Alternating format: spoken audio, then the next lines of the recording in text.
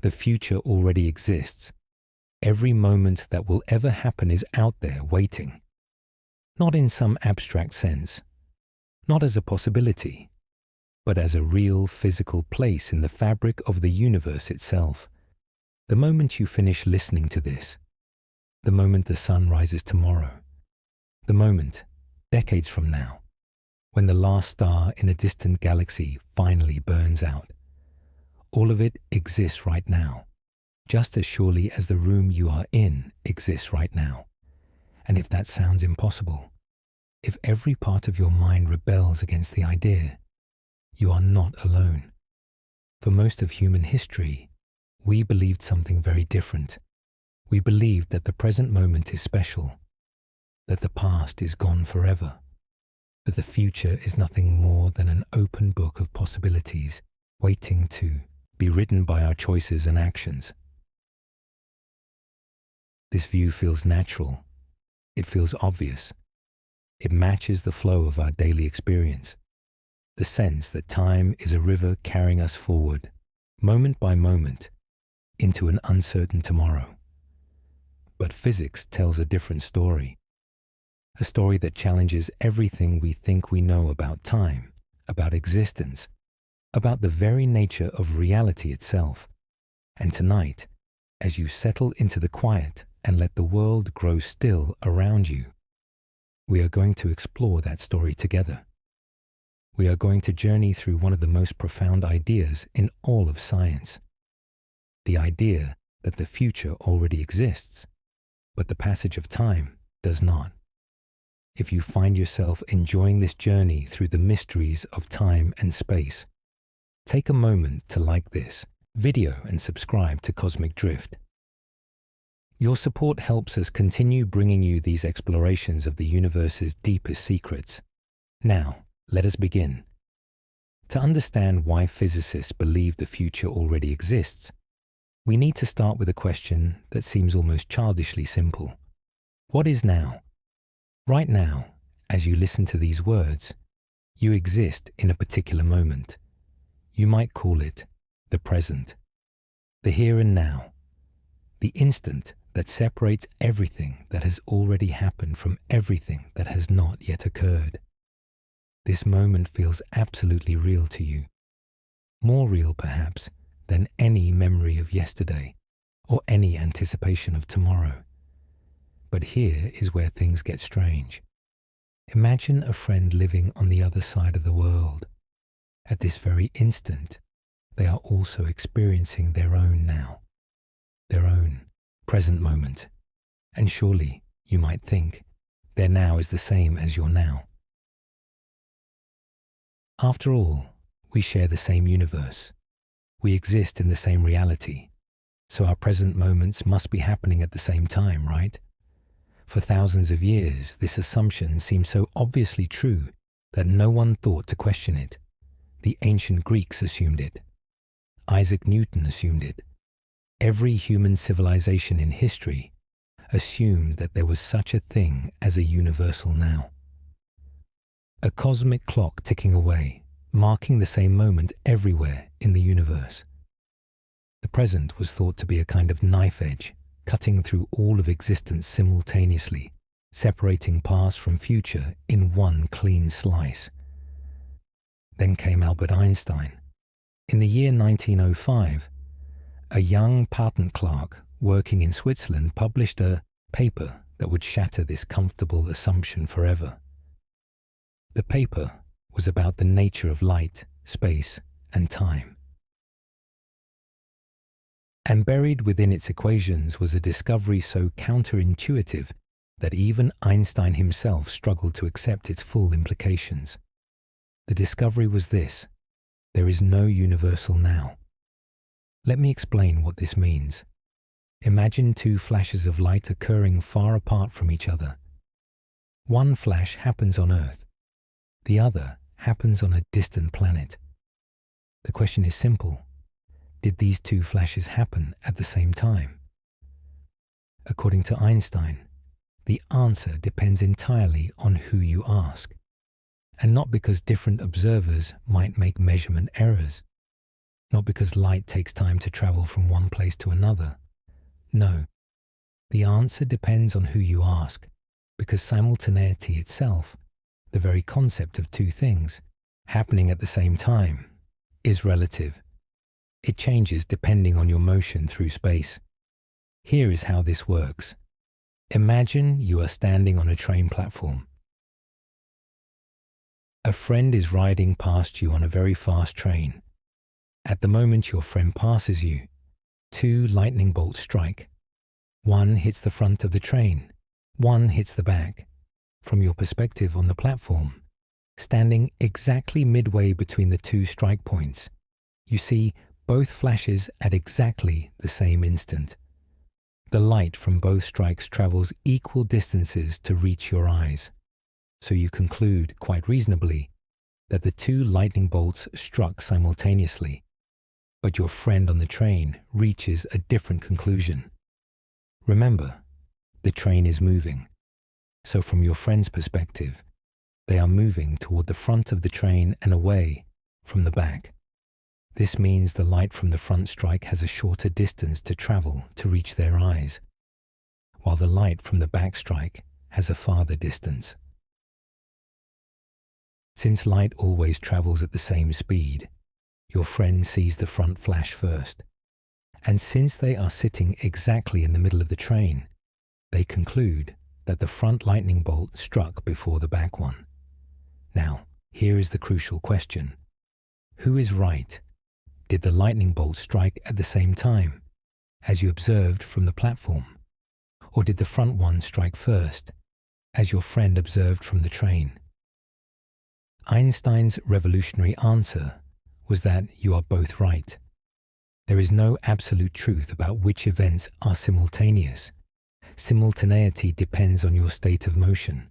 And this is not because one of you is making an error that could be corrected with better instruments.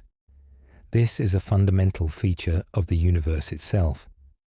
Two events that are simultaneous for one observer are not simultaneous for another observer, moving at a different velocity. At first glance, this might seem like a minor philosophical curiosity, an interesting quirk of physics with no real implications for everyday life. But follow the logic carefully, and you arrive at something astonishing. Something that changes everything we think we know about time. Consider what this means for the concept of now. If there is no universal standard of simultaneity, then there can be no universal present moment. Your now is not the same as someone else's now if they are moving relative to you. And this is not just true for people riding on trains. This is true for everyone in the universe. Every star, every planet, every particle, an alien living in a distant galaxy, moving at a certain velocity relative to Earth, might have a present moment that corresponds to what we would call our past. Another alien, moving in the opposite direction, might have a present moment that corresponds to what we would call our future. Neither of them is wrong. Neither is making an error.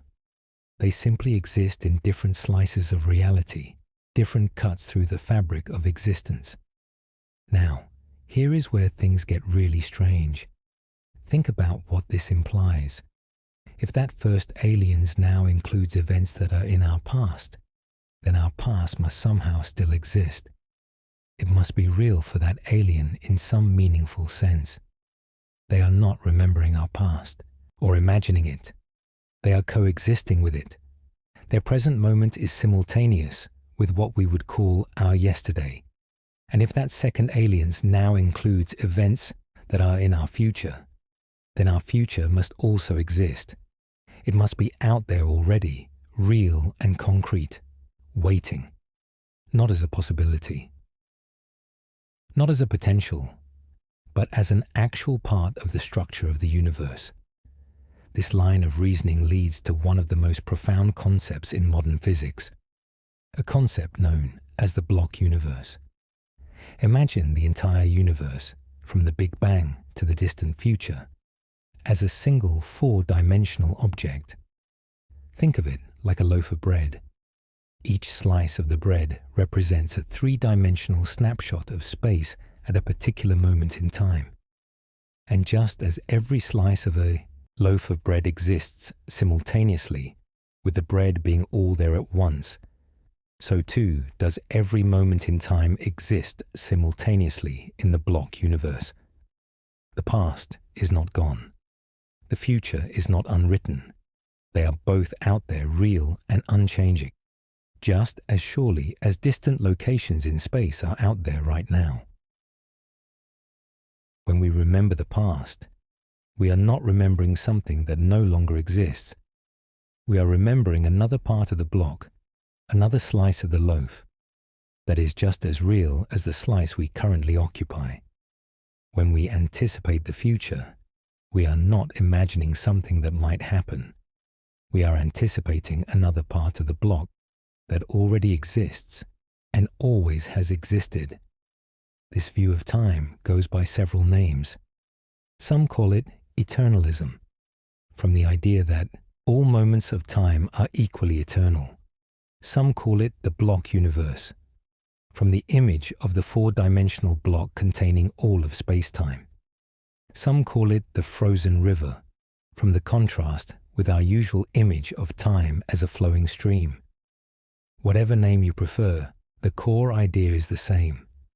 All of time exists simultaneously, laid out like a landscape we travel through. Picture yourself standing in a vast desert. In front of you stretches an endless expanse of sand dunes. Behind you lies more of the same.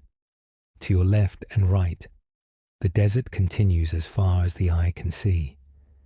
Now, you would never say that the dunes in front of you do not exist. You would never claim that the dunes behind you have somehow vanished. They are all there, all real, all part of the same desert landscape. The block universe asks us to think about time in exactly this way. The moments ahead of us are like the dunes in front of us. The moments behind us are like the dunes we have already passed. They all exist. They are all equally real. We just happen to be experiencing one particular slice of the whole at any given moment. But wait, you might be thinking, if the future already exists, why does it feel so much like we are creating it? Why does it seem like our choices matter? Why does the past feel so different from the future? These are excellent questions, and to answer them, we need to think carefully about what it means for time to flow. Close your eyes for a moment and pay attention to your experience. Notice how it feels like time is passing. Notice the sense that each moment arises, exists briefly, and then fades away to make room for the next. Notice how the present seems to move forward, like a spotlight sliding along a timeline, illuminating each instant and then moving on. This feeling is so fundamental to our experience that it seems impossible to deny. Time flows, it moves, it passes, but here is the thing. Physics has never found any evidence for this flow. The equations of physics describe the state of the universe at different times. They tell us how one state relates to another. They allow us to calculate what happens next or what happened before. But nowhere in these equations is there a term for the flow of time. Nowhere is there a variable representing the movement of the present moment. Nowhere is there any mathematical description of now sliding forward through the timeline. This is not because physicists have not looked. It is because the concept does not seem to make sense when you examine it closely. Think about it. If time flows, how fast does it flow? A second per second? But that is not really an answer. That is just saying, time passes at the rate time passes. It is like asking how fast space extends and answering a meter per meter. The question does not quite make sense. Or consider this puzzle. If the present moment moves forward through time, then that movement itself must take place in some kind of meta-time. After all, for something to move, it has to change its position over time. So if the present is moving, there must be some second level of time in which this movement occurs. But then we can ask whether that second level of time also flows, which would require a third level, and so on to infinity. The whole idea of time flowing seems to collapse under its own weight when we examine it carefully. So why do we experience it so strongly? Why does it feel so undeniably real that time is passing? The answer, according to many physicists and philosophers, is that the flow of time is something our brains create. It is a feature of our consciousness, not a feature of the external world. We experience time as flowing for the same reason we experience colors as being out there in the world, even though colors are really just interpretations our brains make of different wavelengths of light. The flow of time is a kind of perceptual illusion constructed by minds that evolved to navigate a world where memories of the past and anticipations of the future were useful for survival. Think about how your brain processes experience. At any given moment, you have access to memories of what just happened. You have a sense of what is happening now, and you have expectations about what is about to happen. Your brain stitches these together into a coherent narrative, a story of yourself moving through time. This narrative feels like motion. It feels like flow. But what is really happening is just that different parts of the block universe are being represented in your mind, one after another. Imagine a film strip. Each frame of the film is a still image. The film itself is not moving. It just sits there, a long strip of static pictures. But when we run the film through a projector, illuminating one frame after another in rapid succession, we perceive motion. We see characters walking, cars driving, waves crashing. The motion is not really in the film itself. It is created by the projector and perceived by our eyes and brains. The block universe suggests that reality is like the film strip. Every moment is a static frame. The frames are all there, all real, all existing together. But our consciousness is like the projector, illuminating one frame after another and creating the perception of flow. The flow is not out there in the universe. It is in here, in our minds. This might sound disturbing at first. It might feel like physics is denying something essential about our experience. But look at it another way. The film strip contains just as much action, just as much story, just as much meaning as the projected movie. Nothing is lost by recognizing that the motion is a perceptual phenomenon rather than a fundamental feature of the film itself. The story is still there. The narrative still unfolds. The characters still live and love and struggle. It all just exists in a different way than we initially assumed. The same is true for the block universe. Your life still happens. Your experiences are still real. Your joys and sorrows still matter. Nothing is taken away by recognizing that the flow of time is a feature of consciousness rather than a feature of external reality. If anything, something is added. A deeper understanding of the nature of existence itself. But let us go even deeper. Let us ask why our consciousness creates this illusion of flow. Why do our brains process time in this particular way? The answer likely has to do with memory and causation. Our brains evolved in a world where the past and the future were very different. The past was fixed and known, at least in principle. The future was uncertain and needed to be predicted. Having accurate memories of the past helped our ancestors learn from experience. Having good anticipations of the future helped them plan and prepare. This asymmetry between past and future shaped the way our brains process information. We store memories of the past. We do not store memories of the future. We can remember breakfast this morning. We cannot remember dinner tonight. This one-way flow of information from past to future creates the sense that time itself is flowing in that direction. But here is the key insight. This asymmetry in our mental processes does not prove that time itself flows. It just shows that our brains have a particular relationship with time, a relationship that creates the illusion of flow.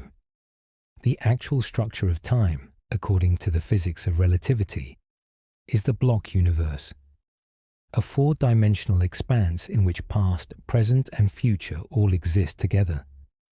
Now, there is another question that often arises at this point. If the future already exists, what about change? Surely things change. The weather changes. People grow older. Stars are born and die. If everything already exists in the block universe, how can there be any change at all? The answer is subtle but important. Change does exist in the block universe. It just exists differently than we usually imagine. Think of it this way. In the block universe, the version of you at age 10 is different from the version of you at age 30. These are not the same person. They have different memories, different physical characteristics, different positions in space-time. In that sense, change has definitely occurred. The 10-year-old you is not the 30-year-old you. What does not exist is dynamic change. Change that happens over time in the sense of the present moment updating and transforming. In the block universe, there is no updating. There is no moment called now that moves forward and brings about new states. Instead, all the different states simply exist, spread out along the time dimension. The universe does not evolve. It simply is, in all its temporal, spread and variety. An analogy might help here. Consider a river frozen solid. You can walk along the riverbank and see different parts of the river. Some parts are narrow, some are wide, some have rapids, some have calm pools. In that sense, the river varies. It changes from one location to another. But the frozen river is not actually flowing. The water is not actually moving. The variation exists, but it exists spatially, not dynamically. The block universe is like a frozen river of time. Different moments are like different locations along the river. There is variation between them. There is change, in the sense that one moment is different from another. But there is no flowing, no dynamic updating, no present moment rushing forward into the future. This is a lot to take in, so let us pause here for a moment and let these ideas settle. The future already exists. The past still exists. All of time is spread out like a landscape, with every moment as real as every location in space.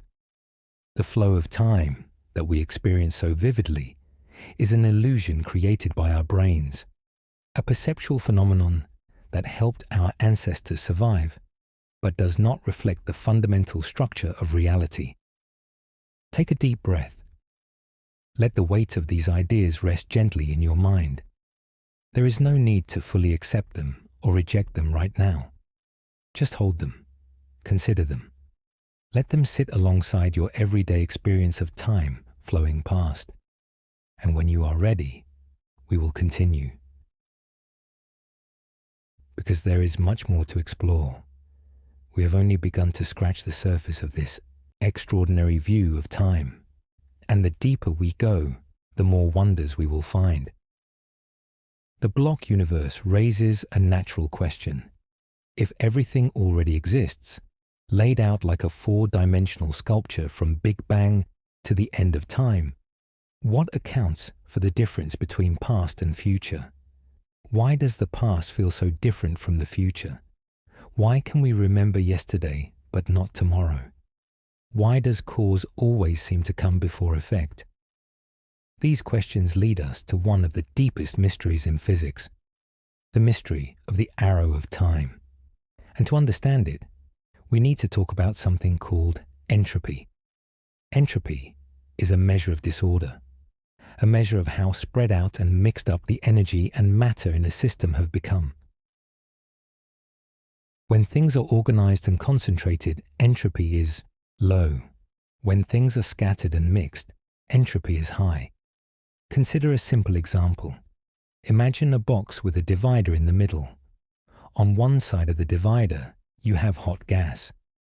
On the other side, cold gas. This is a relatively low entropy state. The hot and cold particles are separated, organized, each in their own place. Now remove the divider. The hot and cold gas will mix. The particles will spread out. Eventually, the whole box will reach the same lukewarm temperature. This final state has higher entropy. It is more mixed, more spread out, more disordered. Here is the crucial thing. This process only goes one way. You never see a box of lukewarm gas spontaneously separate into hot and cold halves. You never see a cup of coffee spontaneously warm up by extracting heat from the already cold room. You never see a broken egg reassemble itself and leap back onto the counter. Things go from ordered to disordered, from low entropy to high entropy, never the other way around. This observation is codified in one of the most fundamental principles in physics, the second law of thermodynamics. This law states that in an isolated system, entropy never decreases. It always stays the same or increases. Over time, things become more disordered, more mixed, more spread out, never less. Now, here is where things get interesting. The basic laws of physics, the equations that describe how particles move and interact, are almost completely symmetric with respect to time. If you film a simple collision between two particles and play it backwards, the reversed film shows something that is also a perfectly valid physical process. The equations work just as well forwards as backwards.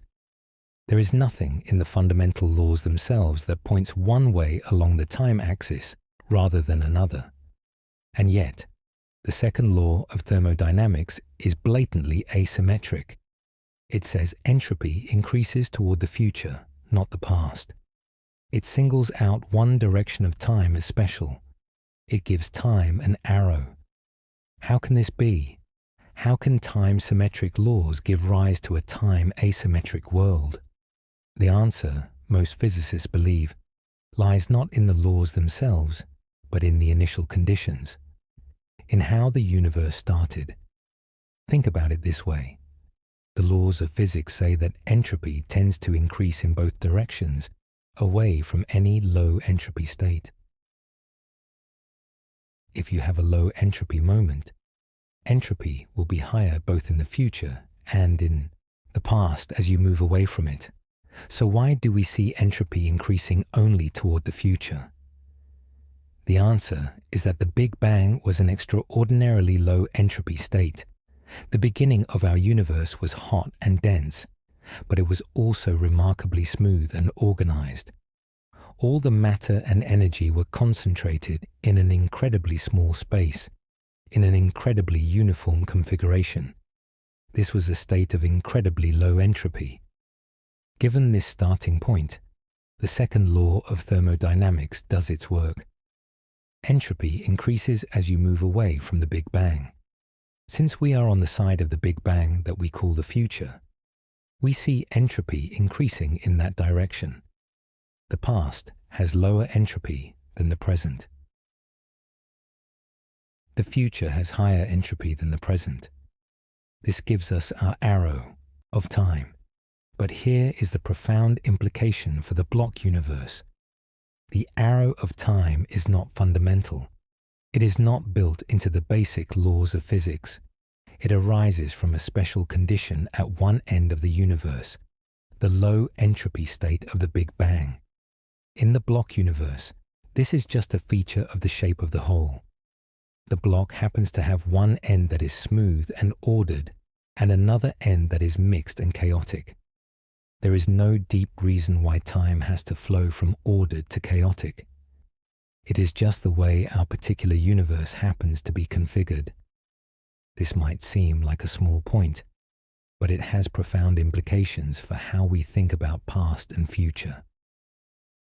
We tend to think that there is something fundamentally different about these two directions, that the past is fundamentally gone and the future is fundamentally open.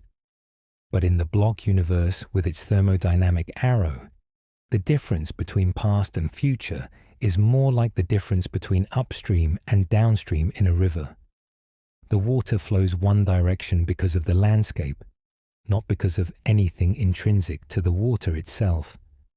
Time has an arrow because of the shape of the block, not because of anything intrinsic to time itself. Let us connect this back to our experience. Why do we remember the past and not the future? The answer has to do with entropy and information. Memories are physical things. They are patterns in your brain, configurations of neurons and synapses that encode information about past events. Creating a memory is a physical process. It requires energy and increases entropy somewhere. The information about an event gets stored in your brain, but the total disorder of the universe increases in the process. Now, think about what it would mean to remember the future. You would have to have information about events that have not yet happened, stored in your brain before they occur. But where would this information come from? In a universe where entropy increases toward the future, information flows from past to future, not the other way around. The past leaves traces in the future.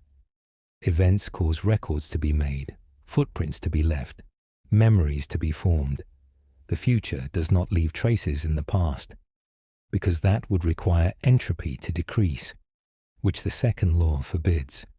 So our one-way memory is not a fundamental feature of time itself.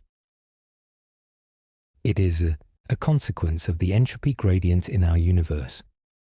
We remember the past because the past has lower entropy than the present, and information flows from low entropy states to high entropy states.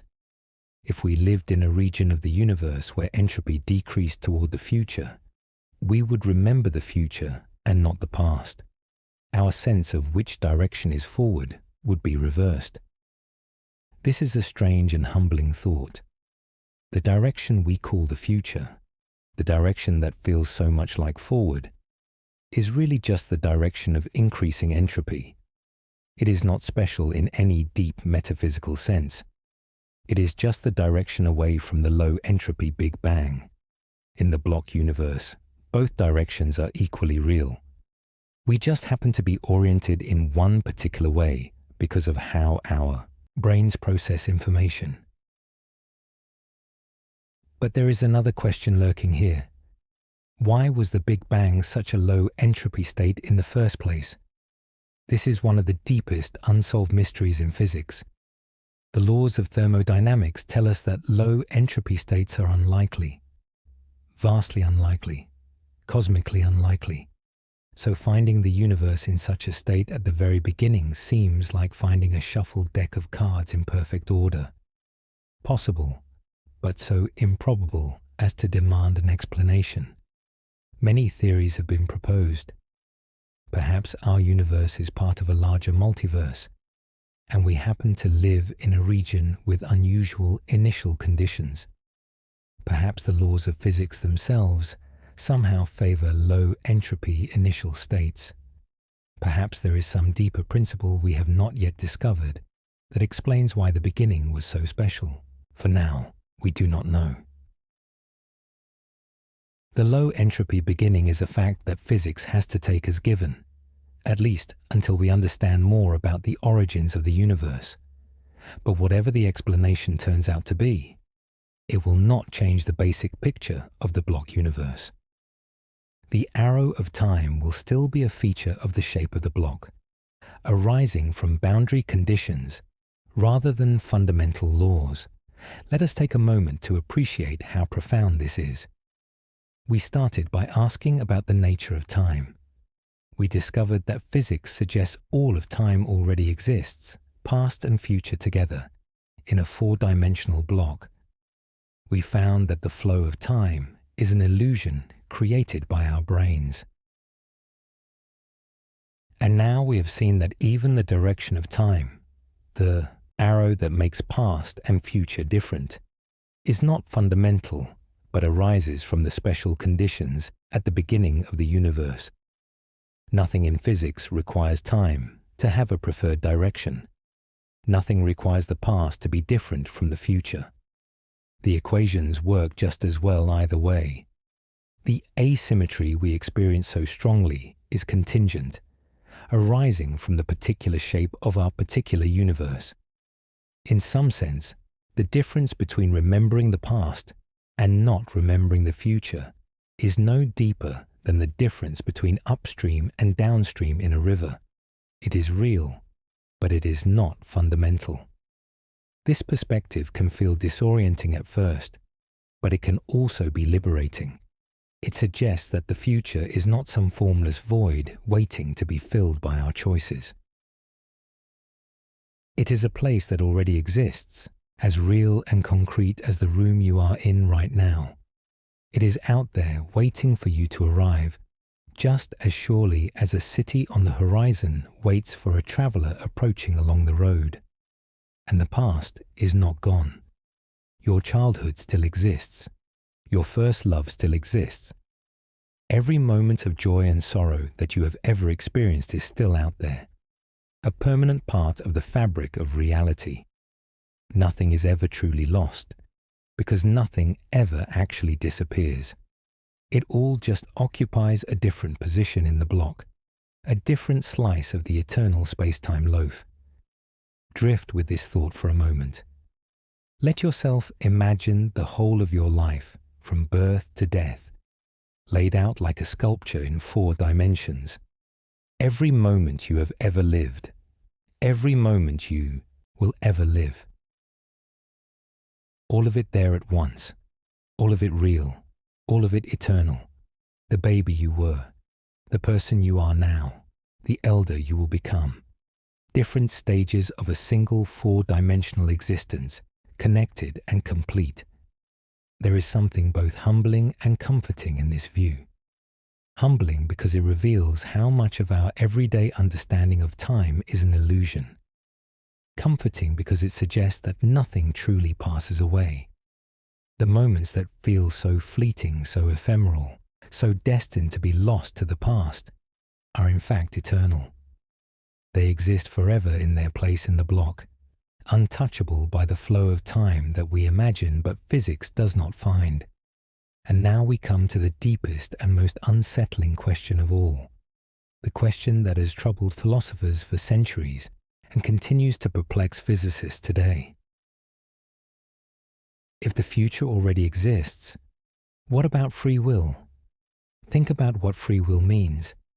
It means the ability to make genuine choices, to do one thing when you could have done another, to be the author of your own actions in some meaningful sense. When you choose chocolate ice cream instead of vanilla, you feel like you genuinely could have chosen differently. The vanilla option was really available to you. You just happened to pick chocolate. But if the future already exists, this picture seems to fall apart. Your choice of chocolate ice cream already exists in the block universe. It is already there, fixed and unchangeable, just as your past choices are fixed and unchangeable. You did not really have the option to choose vanilla. You were always going to choose chocolate. It was written into the fabric of space-time from the beginning. This thought can feel suffocating.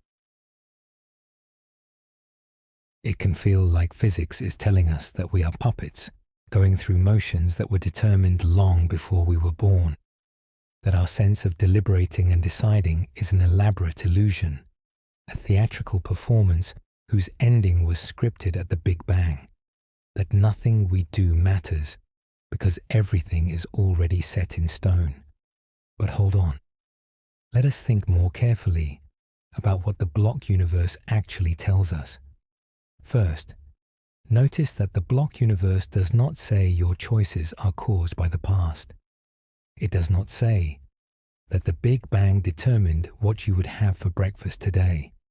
The block universe is not the same as determinism, although they are often confused. Determinism is the claim that earlier states of the universe cause later states. That if you knew everything about the universe at one moment, you could in principle calculate everything about the universe at all later moments. The past forces the future to be a certain way. The block universe is different. It is the claim that all moments of time exist equally, that the future is as real as the past. This is a claim about existence, not about causation. The block universe could be compatible with determinism, but it could also be compatible with indeterminism. It does not commit us either way. Think of it like this. Imagine a map showing the layout of a city. The map shows where all the streets are, where all the buildings are, how everything connects. But the map does not tell you how the city was built. It does not tell you whether the layout was planned by a central authority or emerged gradually from many individual decisions. It just shows what exists. The block universe is like a map of spacetime. It shows what exists, where all the events are, how everything connects. But it does not tell us whether those events were determined by earlier events, or happened spontaneously, or resulted from genuine free choices. The existence of the future does not by itself tell us anything about how the future came to be. Second, notice that the block universe does not make your choices any less yours. Even if your choice of chocolate ice cream already exists in the block, it is still your choice. You are the one making it. Your preferences, your personality, your deliberations, all of these are part of the process that results in the choice. The fact that the choice exists eternally in the block does not mean it was imposed on you from outside. It just means that you and your choosing are part of the eternal structure of reality. Here is an analogy. Imagine that someone writes a novel. The novel exists as a completed work. All the choices the characters make are already there, written in ink on the pages. In that sense, the characters' choices are fixed.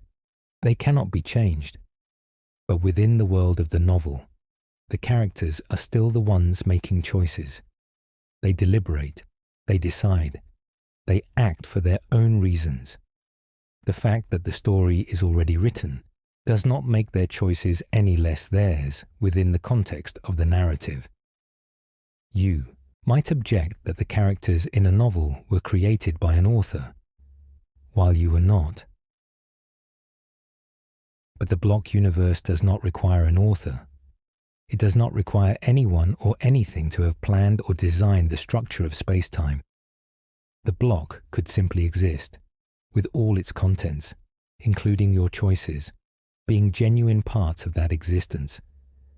The eternality of your choices does not make them any less real or any less yours. Third, consider what it even means for the future to be open. We usually imagine that the future being open means that multiple possibilities are genuinely available, that when you face a choice, there are many branching paths you could take. But think about what this would require. It would require the non-existent, the possibilities you do not choose, to somehow be real, competitors with the existent, the possibility you do choose. It would require there to be a fact of the matter about what could have happened, even though it never will happen. This is philosophically murky at best. What is a possibility that never becomes actual? Where does it exist? What makes it real?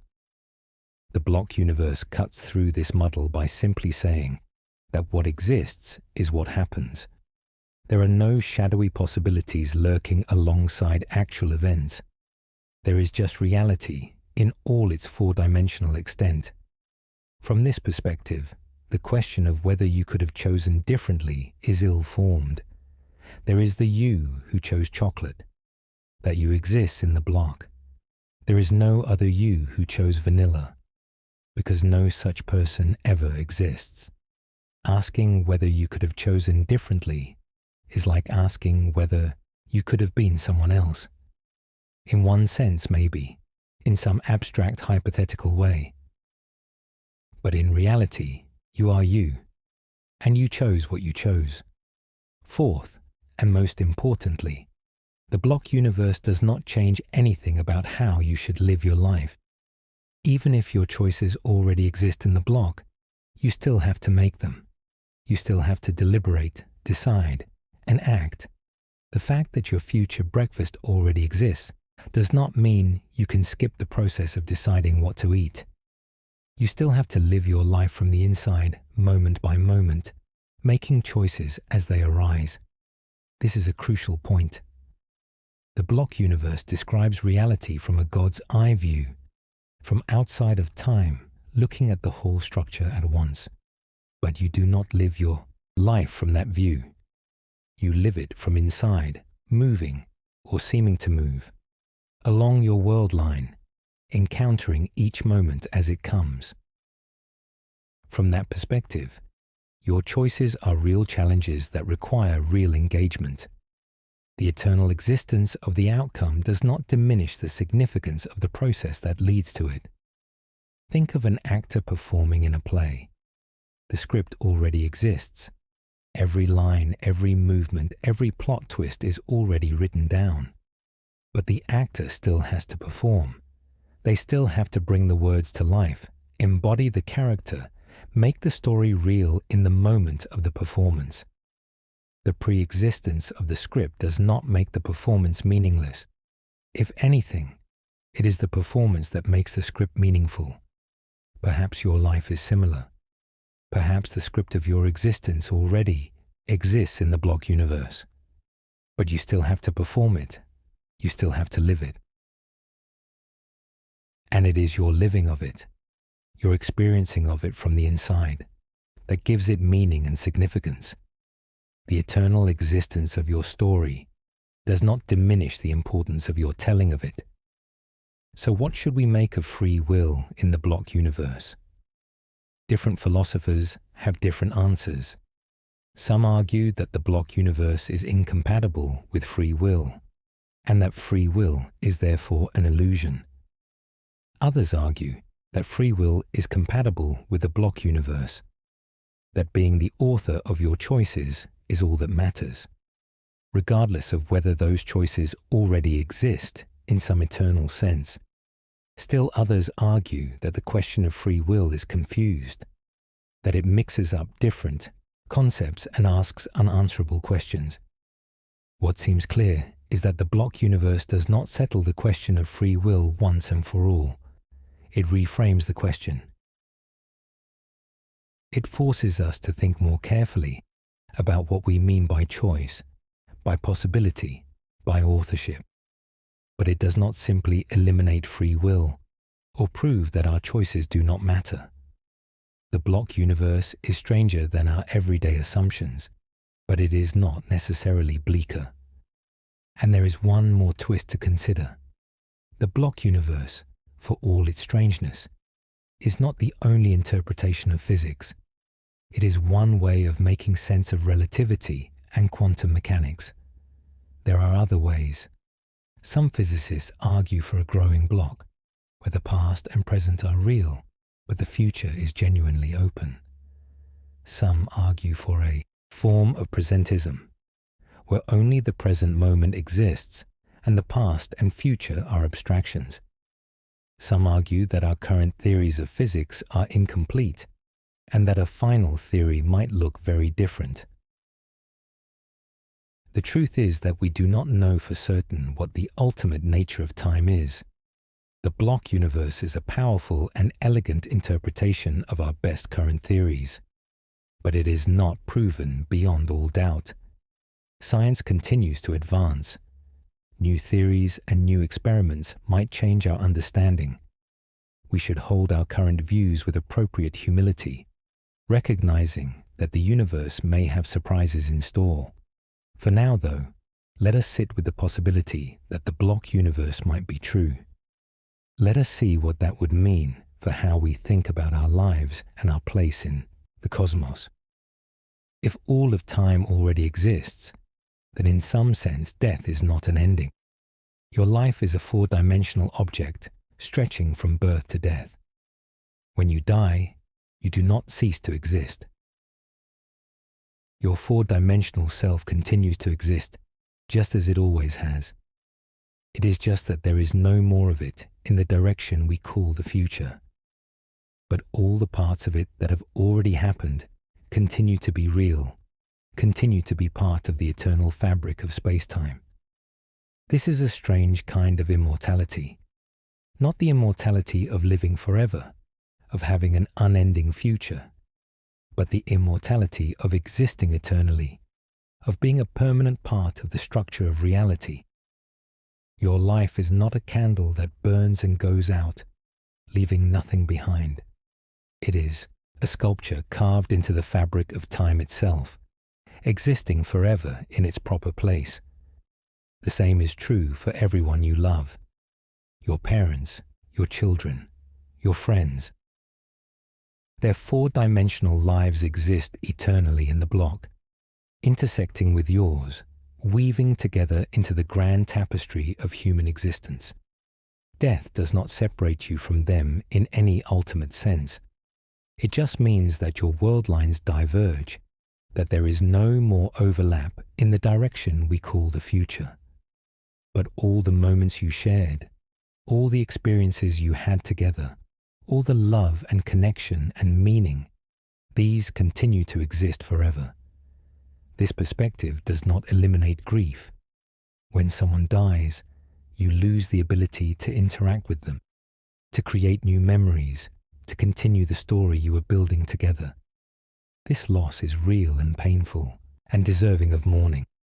But perhaps the block universe offers a kind of comfort alongside the grief, a recognition that nothing is ever truly lost, that the moments you treasured are not gone, just located elsewhere in the eternal now. And what about the future?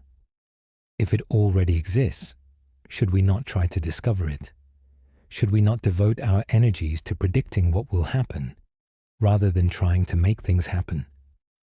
Here is where we need to remember the arrow of time and its connection to information.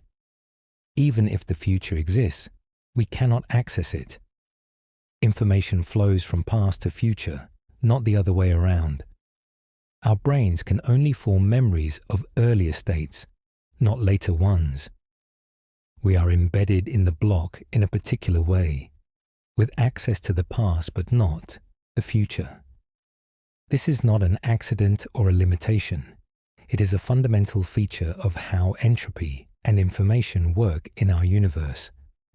So even in the block universe, the future remains unknown to us. We still have to make plans. We still have to take risks. We still have to live with uncertainty about what will happen. The existence of the future in some abstract metaphysical sense does not change the practical reality of our ignorance about what that future contains.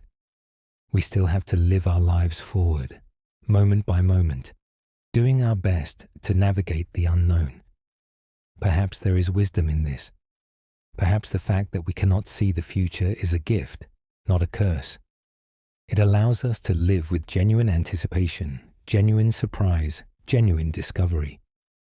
If we knew everything that was going to happen, life might become unbearably dull. The not knowing keeps things interesting. It preserves the sense of adventure. And there is another thought to consider. In the block universe, every moment of your life is equally real. The moment you are experiencing right now is no more real than the moment you experienced 10 years ago, or the moment you will experience 10 years from now. They are all there, all permanent, all part of your eternal four-dimensional existence. But you can only be conscious of one moment at a time. Right now, This moment is the one you are experiencing, and in some sense, that makes this moment special, even if it is not metaphysically privileged over other moments. This is the moment you are in. This is the slice of the block you inhabit. This is the experience you are having. Perhaps this is what living in the block universe means. Not dwelling on the eternal existence of past or future, but being fully present in whatever moment you find yourself in. After all, the block universe does not change the texture of immediate experience. The sunset is still beautiful. The coffee is still warm. The embrace of a loved one is still comforting. These experiences do not become less real or less valuable just because they exist eternally. If anything, they become more precious, knowing that they are permanent features of the cosmos. So drift with this thought for a moment. Drift in the eternal now. Recognize that wherever you are, whatever moment you are experiencing, that moment is a permanent part of reality. It does not pass away. It does not fade. It exists alongside all other moments in the grand four-dimensional structure of space-time. And when worry about the future arises, or regret about the past, remember that past and future are both already there. They are not problems to be solved or destinations to be reached. They are places in the block, just as real as where you are now. You will experience them in due course, moment by moment, as your consciousness moves, or seems to move, along your world line. But their existence is already secure. They are waiting for you, fixed and eternal, part of the structure of the universe that has always been and always will be. There is peace in this view, a peace that comes from releasing the constant struggle against time. We spend so much energy trying to control the future, trying to undo the past, trying to make time go the way we want. But if the block universe is true, this struggle is based on an illusion. Time does not flow. It does not need to be controlled or directed. It simply exists in all its four-dimensional splendor. This does not mean we should become passive or fatalistic. We still need to live. We still need to choose. We still need to act, but perhaps we can do so with a lighter touch. Less anxiety about outcomes that already exist. Less regret about choices that are already made. More acceptance of the eternal structure of things. After all, the choices you made are the right choices, in the sense that they are the actual choices. They are the ones that exist in the block. The alternatives you imagine are just that, imaginary. They never were and never will be real. There is a kind of liberation in accepting this, a freedom from the burden of infinite hypothetical alternatives, and the moments ahead of you are already there, waiting. You do not need to create them or force them into being. You just need to experience them as they come. They will reveal themselves to you in due course, one by one, like pages in a book you are reading for the first time. The book is already written, but for you, reading it, each page is fresh and new and full of surprise. This is what it means to live in the block universe, to recognize the eternal existence of all moments while still being fully present in each one, to hold the paradox of time's existence and time's experience without needing to resolve it, to drift through the cosmos, knowing that your whole journey is already there, and yet still finding wonder in every step along the way. The night is deep now. The world is quiet, and perhaps you are beginning to feel the tug of sleep, the gentle pull toward rest and dreams. Let these thoughts about time and existence settle softly in your mind. They are not urgent. They do not demand action or response. They are simply ideas to hold, to consider, to let percolate through your consciousness as you drift toward sleep. And as you drift, consider this. If all of time already exists, then in some sense, you are already asleep. The sleeping version of you already exists in the block, just a little further along your world line. And the version of you who will wake tomorrow, refreshed and ready for a new day, that version already exists too. You are connected to them, continuous with them, part of the same eternal four-dimensional being. Sleep is not an interruption of your existence. It is a part of it, a stretch of the block where consciousness dims and dreams arise. And dreams themselves, those strange adventures of the sleeping mind, they too are part of the block. Every dream you have ever had, every dream you will ever have, exists eternally, woven into the fabric of your four-dimensional life. So let yourself sink into sleep without fear. You are not losing time. You are not wasting existence. You are just experiencing a different part of the eternal now, the sleeping part, the resting part, the part where the mind regenerates and the body heals and the spirit finds peace. And when you wake, the block will still be there. All of time will still exist. Past and future will still be equally real, but you will be in a different moment, a different slice, a different experience. The journey continues, eternally present, eternally unfolding.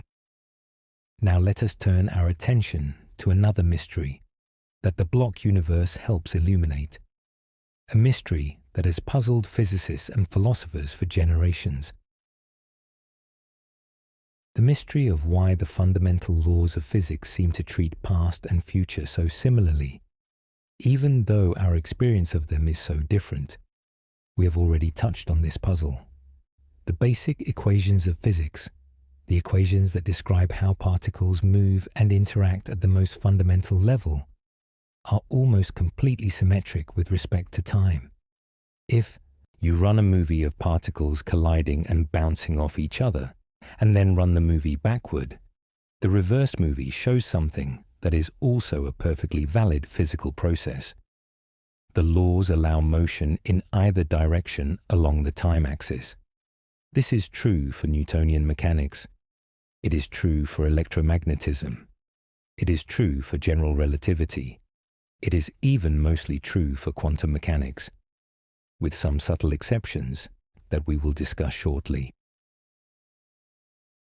The fundamental laws do not have a built-in preference for one direction of time over another.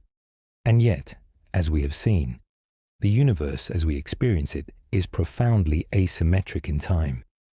Eggs break but do not unbreak. Ice melts but does not unmelt. People age but do not grow younger. The past is fixed while the future seems open. Information flows from past to future, not the other way around. Everywhere we look, we see time's arrow pointing firmly in one direction. How can symmetric laws give rise to an asymmetric world? The standard answer, as we discussed, is that the asymmetry comes not from the laws, but from the boundary conditions, specifically from the low entropy state of the Big Bang. The universe started in a highly ordered, low entropy configuration. Given that starting point, the second law of thermodynamics takes over, and entropy increases in the direction away from that special beginning. But this raises a question. Why those boundary conditions? Why did the universe begin in such an unusual state? A state so unlikely that if you picked a random configuration of the universe, the chance of picking one like ours would be vanishingly small. Something seems to be demanding an explanation. Some physicists have proposed that the answer lies in cosmology, that there is some mechanism in the very early universe, perhaps related to inflation or quantum gravity, that naturally produces low entropy initial conditions. Others have suggested that our universe is part of a larger multiverse, and low entropy beginnings are actually common in some statistical sense. Still others think that the question might dissolve once we have a complete theory of quantum gravity, that the apparent fine-tuning of initial conditions will turn out to be necessary given the right understanding of the laws. For now, this remains an open question. One of the deepest and most important questions in physics. But whatever the ultimate answer, it will not change the basic picture we have been discussing. The arrow of time arises from boundary conditions, not from the fundamental laws. The laws themselves are time-symmetric. But wait. Earlier, I mentioned that the fundamental laws are almost completely symmetric with respect to time. What about the exceptions? This is where things get fascinating. In 1964, physicists James Cronin and Val Fitch made a remarkable discovery. They found that certain particle processes are not quite symmetric with respect to time. Specifically, they found violations of what is called CP symmetry in the decay of certain particles called carns. CP symmetry is the combination of two symmetries: charge conjugation, replacing particles with antiparticles, and parity, reflecting space. For a long time, physicists believed that while individual symmetries might be violated, the combined CP symmetry was always preserved. Cronin and Fitch showed that even this combined symmetry could be broken. Now, there is a deep theorem in physics called the CPT theorem. It says that the combination of charge conjugation, parity, and time reversal, all three together, must always be a symmetry in any reasonable quantum field theory. So if CP is violated, as Cronin and Fitch showed, then T, time reversal symmetry, must also be violated to preserve the overall CPT symmetry. This sounds like it might be very significant for the arrow of time. Finally, a fundamental asymmetry in the laws themselves. Finally, evidence that physics distinguishes past from future at the deepest level. But here is the surprising twist. This violation of time reversal symmetry has essentially nothing to do with the arrow of time as we experience it. The T violation in particle physics does not explain why eggs break and do not unbreak. It does not explain why we remember the past and not the future. It does not account for any of the macroscopic asymmetries that define our experience of time. The reason is that the T violation in particle physics is incredibly tiny. It shows up only in certain rare particle decays, involving quarks and other exotic particles. And more importantly, it is related to the discrete symmetry of time reversal, not to any macroscopic flow or direction of time. A universe with T violations still looks essentially the same, whether you run it forward or backward at the macroscopic level. The violation is real, but it is irrelevant to the thermodynamic arrow of time. So even with T violation, we are back to where we started. The fundamental laws of physics are almost completely symmetric with respect to time. The asymmetry we experience comes from boundary conditions, not from the laws themselves. The arrow of time is cosmological, not fundamental. This is a remarkable situation.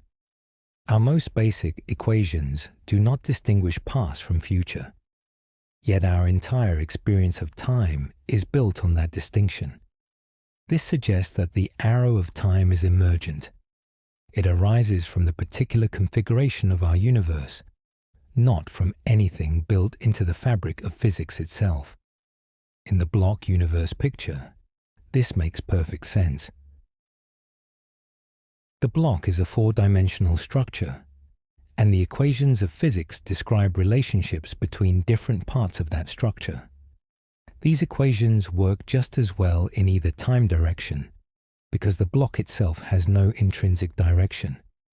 It just exists eternally, with all its contents spread out along the time axis.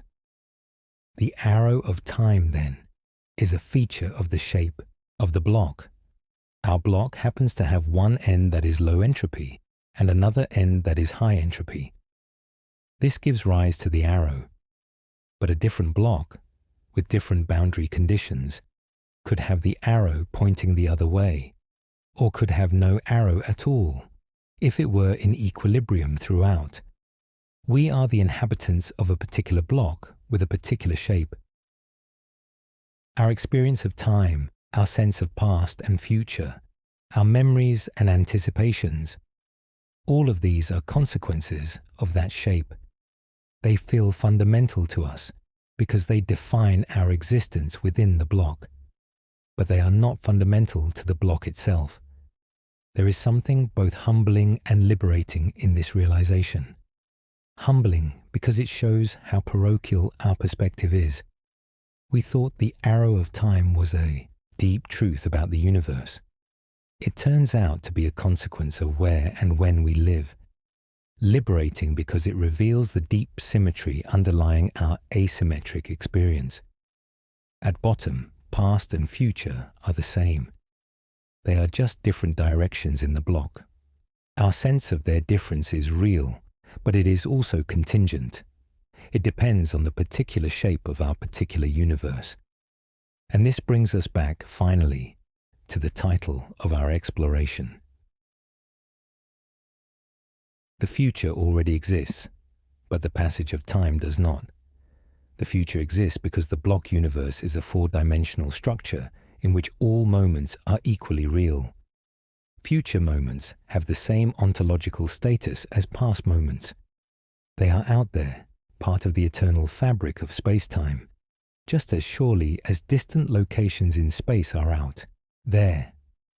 But the passage of time does not exist because there is no flow, no moving present, no dynamic unfolding. The equations of physics describe static relationships between events. They do not describe time moving or passing or flowing. The sense that time passes is something our brains create, a consequence of how we process information and construct experience.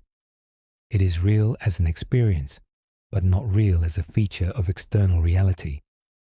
This is perhaps the most profound insight of the block universe. That our most basic intuition about time, the sense that it is flowing past us from future to past, is not reflected in physics, that the universe simply exists in all its temporal extent, and what we experience as flow is just our consciousness moving or seeming to move through that extent. It is a strange and wonderful universe we find ourselves in, a universe where past, present, and future are all equally real, where the arrow of time is a feature of boundary conditions, not fundamental laws, where our experience of temporal flow is a construction of our minds, real to us but absent from the equations that describe reality. And yet, for all this strangeness, the universe is still the same universe we wake up in every morning. The coffee still tastes good. The sun still rises. The people we love are still there to hold and be held by. Physics changes our understanding of time, but it does not change the texture of lived experience. It adds depth and mystery, but it does not subtract meaning or value. So let these ideas settle gently into your mind as the night grows deeper. Let the concept of the block universe rest alongside your everyday experience of time flowing. They are not contradictory. They are just different perspectives on the same reality. The view from inside and the view from outside. The map and the territory. And when you wake tomorrow, time will still seem to flow. The past will still feel gone, and the future will still feel open. Your choices will still feel significant. Your life will still feel like a journey. This is as it should be. This is what it means to be human, embedded in the block but experiencing it from within. The block universe does not ask you to give up your humanity. It asks you only to hold it alongside a deeper understanding, to know that you are part of something eternal, even as you live moment by moment. to recognize the illusion of flow while still being carried by it, to find peace in the knowledge that nothing is ever truly lost, that every moment of your life exists forever, carved into the timeless structure of reality. Drift now towards sleep. Let the weight of the day release. Let your mind settle into the quiet of the night. You are part of something vast and eternal, a four-dimensional being in a four-dimensional universe. Every moment of your existence is real and permanent. Every dream you will dream tonight already exists, waiting for you in the block. Rest in that eternity. Rest in the peace of knowing that you are held by the structure of space-time itself, that you have always existed and will always exist in your proper place in the cosmic tapestry, that the passage of time is an illusion, but your life within that illusion is real and meaningful and worthy of being lived. Sleep well, fellow traveler in the block universe. Sleep well and drift in the eternal now. The understanding of time that we have explored tonight has profound implications, not just for physics and philosophy, but for how we think about some of the deepest questions of human existence. Questions about meaning, about purpose, about what it means to live a good life in a universe where past, present, and future all coexist. Let us consider some of these implications as we continue our drift through these ideas. First, consider the question of regret. We often look back at past choices and wish we had done things differently. We replay scenarios in our minds, imagining alternate outcomes, feeling the sting of missed opportunities or poor decisions. Regret can be a heavy burden, weighing us down with thoughts of what might have been. But the block universe offers a different perspective on regret. In the block, there is no might have been. There is only what was, what is, and what will be, all equally real. The choices you made are the only choices that exist. The alternatives you imagine are just that, imaginations, constructions of the mind with no corresponding reality in the block. This does not mean your choices were good, or that you should not reflect on them. Learning from experience is valuable. Growing as a person is valuable. But the particular form of suffering that comes from endlessly rehashing alternate scenarios, from believing that things should have been different, this form of suffering is based on an illusion. In the block universe, things could not have been different. They are what they are. They exist as they exist. There is a kind of freedom in accepting this, not the freedom to change the past, which was never available anyway, but the freedom from the burden of imaginary alternatives, the freedom to accept reality as it is, without constant comparison to realities that never existed. Similarly, consider the question of anxiety about the future. We often worry about what will happen. Will we succeed or fail? Will things go well or badly?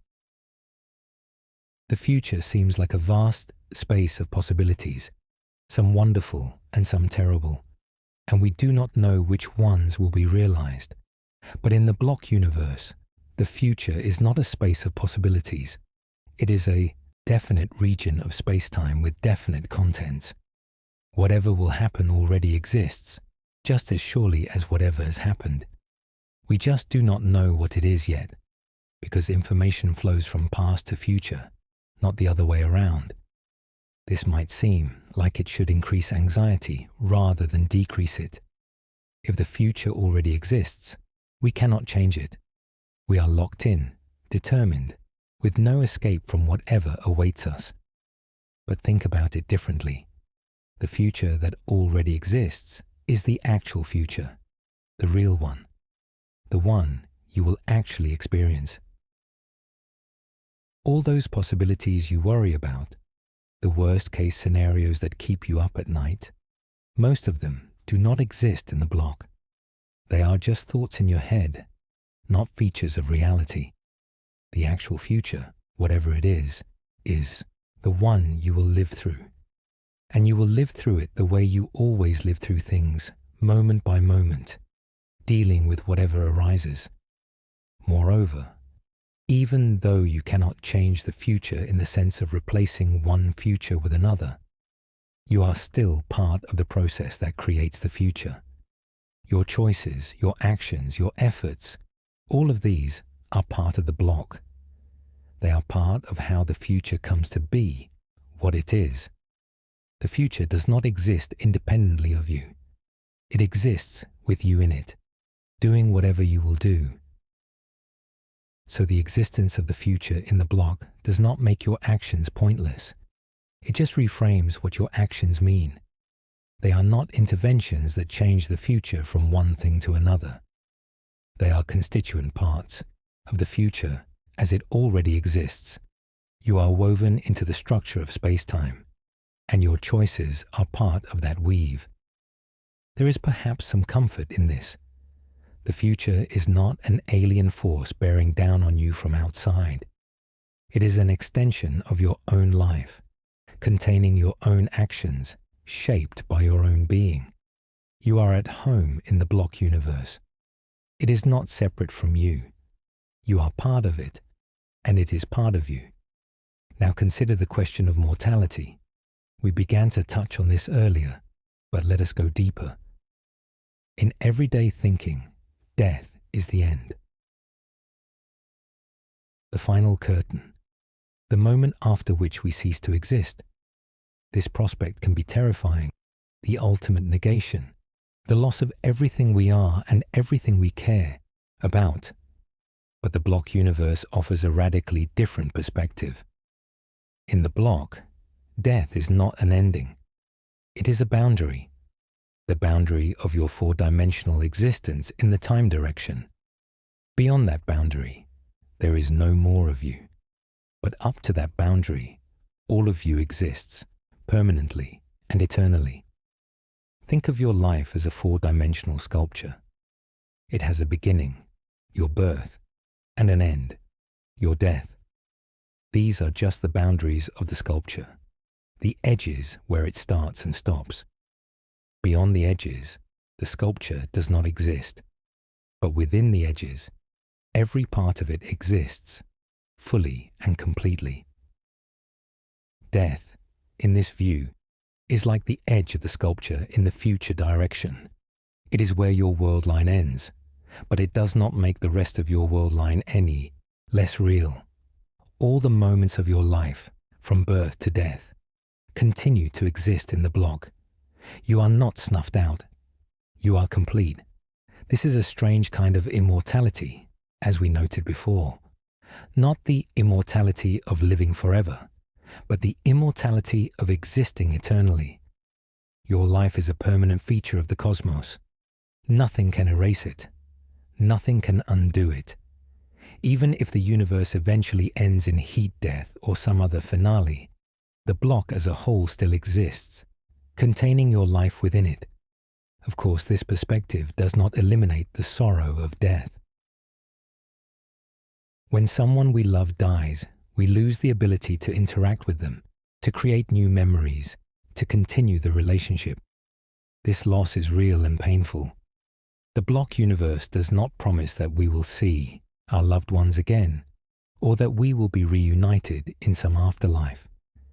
It just promises that the moments we shared with them exist eternally, that nothing we experience together is ever truly lost. For some people, this is comforting. For others, it may not be enough, but it is what the physics seems to suggest. A universe where existence is eternal even though life is bounded. A universe where death is an ending but not an erasure. Let us also consider the question of meaning. If the future already exists, if everything is in some sense determined, does life have any meaning? Does it matter what we do, if what we do is already fixed in the block? This question has troubled philosophers for centuries, and the block universe gives it a new form. But I think the answer is that meaning is not undermined by the block universe. Meaning comes from relationships, from values, from the texture of lived experience. These things exist in the block just as surely as physical events exist. The fact that they are eternal rather than fleeting does not make them less meaningful. If anything, it makes them more meaningful. Think about a great work of art, a novel, perhaps, or a symphony. The work exists as a completed whole. You can read the novel from beginning to end, or listen to the symphony from the first note to the last. The meaning of the work is not diminished by its completeness. If anything, the meaning emerges from the relationships between the parts, from the way the beginning connects to the middle and the middle to the end. The work as a whole is more meaningful than any individual piece of it. Perhaps the same is true of your life. In the block universe, your life is a completed whole, a four-dimensional structure with a beginning and an end, and everything in between. The meaning of your life might emerge from the relationships between the parts, from the way your early years connect to your middle years and your middle years to your final years. The completeness of your life in the block does not diminish its meaning. It provides the context within which meaning can emerge. And more practically, you still have to live your life from the inside. You still have to make choices, face challenges, build relationships, pursue goals. The fact that these things already exist in the block does not change the experience of living them. The experience is real. The meaning you find in that experience is real. The block universe recontextualizes your life, but does not empty it of significance. So drift with these thoughts as the night deepens. Let them settle into your mind like sediment drifting to the bottom of a still pond. The block universe is strange and wonderful, challenging and comforting, disorienting and grounding all at once. It does not tell you how to live. It just shows you where you live, in a four-dimensional cosmos where all of time exists, where the past is not gone and the future is not unwritten, where you are an eternal part of the eternal structure of reality. And in that cosmos, you are free to find your own meaning. Free to love and create and grow and learn. Free to experience the fullness of being human, even knowing that your experience is a slice of something larger. Free to drift through time, even knowing that time does not truly flow. This is the paradox of the block universe, that freedom and determinism, flow and stasis, change and permanence, all coexist within it. That our experience and the physics point in different directions, and yet both are true in their own way. That we live in a world stranger than we ever imagined, and yet we live in it just the same, making coffee in the morning and watching sunsets in the evening and holding the people we love. Rest now. Let these ideas rest with you. Tomorrow the sun will rise, as it always does, as it already does in some future slice of the block. And you will rise with it, continuing your journey through the eternal now, experiencing each moment as it comes, drifting through the cosmos on your way through forever. Sleep well, dream well, and know that wherever your dreams take you, that destination already exists, waiting for you in the block, a permanent part of the structure of all that is, was, and will be. We have covered so much ground tonight, from Einstein's revolution in our understanding of time, to the block universe and its implications for past, present, and future. From the arrow of time and its origins in entropy, to the question of free will and what it means to choose in a universe where the future already exists. From the time symmetry of fundamental physics to the experience of flow that our brains construct. These are deep waters, and we have dived deep into them. But let us end where we began, with wonder. with awe at the strangeness and beauty of the cosmos we inhabit. You exist in a universe where all of time is real, where your whole life, from birth to death, is a permanent feature of reality, where the moments you cherish exist forever, untouchable by any passage of time, where the future stretches out ahead of you, already there, waiting to be experienced. This is not the universe of everyday intuition. It is stranger, vaster, more profound. But it is the universe that physics points to, the universe that emerges from our deepest understanding of space and time and reality. And in this universe, you are at home. You belong here. You are part of the eternal structure, woven into the fabric of space-time itself, not a visitor or an interloper, but an integral component of the cosmic whole. Let this thought wrap around you like a blanket as you drift towards sleep. You are held by the universe, held in existence forever, in your proper place in the block. Nothing can take that from you. Nothing can unmake what you are.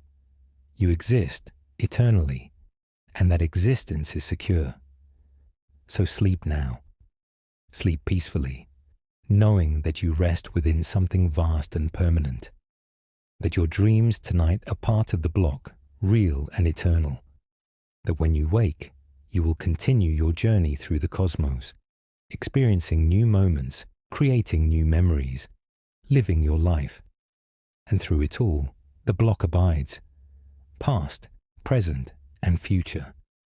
All of it there, all of it real, all of it you. Good night, fellow traveler. Good night, eternal being. May your drift through the block be gentle, and may you find in every moment the wonder that this strange and beautiful universe deserves. The stars shine down on a world where time does not flow, but simply exists. They have always shone. They will always shine. And you, beneath them, are part of their story, part of the cosmic drama playing out across the four-dimensional stage of space-time. Rest now. Rest and be at peace. The future already exists, but so does this moment, this breath, this heartbeat. And in that existence, there is everything. All that you need, all that you are, all that you will ever be, forever. Let us continue our journey through the mysteries of time and existence. We have explored the block universe, the arrow of time, the illusion of temporal flow. But there is still more to discover, more layers to peel back, more wonders to contemplate as we drift through the cosmos together. Consider for a moment the sheer scale of what the block universe implies. We have talked about your life, your experiences, your four-dimensional existence. But the block universe contains far more than any single human life. It contains every life that has ever been lived, every creature that has ever crawled or swam or flown, every plant that has ever grown toward the sun, every civilization that has risen and fallen, every thought that has ever been thought, every love that has ever been loved. All of it exists, spread out across the four-dimensional structure of space-time. The dinosaurs still roam in their part of the block, millions of years before now. The first humans still discover fire in their part of the block, hundreds of thousands of years before now. Ancient Rome still rises and falls in its part of the block. The Renaissance still blooms. The Industrial Revolution still transforms the world. Every moment of history, from the Big Bang to the distant future, all of it is there, and it continues. Beyond our present moment, the block stretches into the future. Civilizations we cannot imagine may rise and fall. Technologies we cannot conceive may be invented. New forms of life may evolve. New minds may awaken. New wonders may come into being. All of this exists already in those future slices of the block. We just cannot see them yet. embedded as we are in our particular moment. The scale of this is almost incomprehensible. The block universe is not just a philosophical concept. It is an actual structure, if the physics is right, containing the entire history and future of the cosmos. Every star that ever shone, every galaxy that ever wheeled through the void, every particle of matter and radiation arranged across the vast four-dimensional expanse of existence. And you are part of it. Your life, your experiences, your very being, woven into this cosmic tapestry, not as an observer looking in from outside, but as a participant, a thread in the weave, a note in the symphony. You are the universe experiencing itself in your particular corner of the block. Let this thought settle over you. You are not separate from the cosmos. You are the cosmos, a localized region of the block universe, experiencing itself from within. When you look up at the stars, you are the universe looking at itself. When you feel joy or sorrow, the universe is feeling joy or sorrow. When you wonder about the nature of time, the universe is wondering about itself. This is not mysticism. This is physics, taken to its logical conclusion. If the block universe is all there is, if there is nothing outside of it, then everything that exists is part of it, including you, including your consciousness, including your experience of drifting through time. In some ways, this perspective dissolves the boundary between self and world. You are not a separate entity moving through a pre-existing universe. You are a structure within the universe, continuous with everything else, made of the same stuff, subject to the same laws.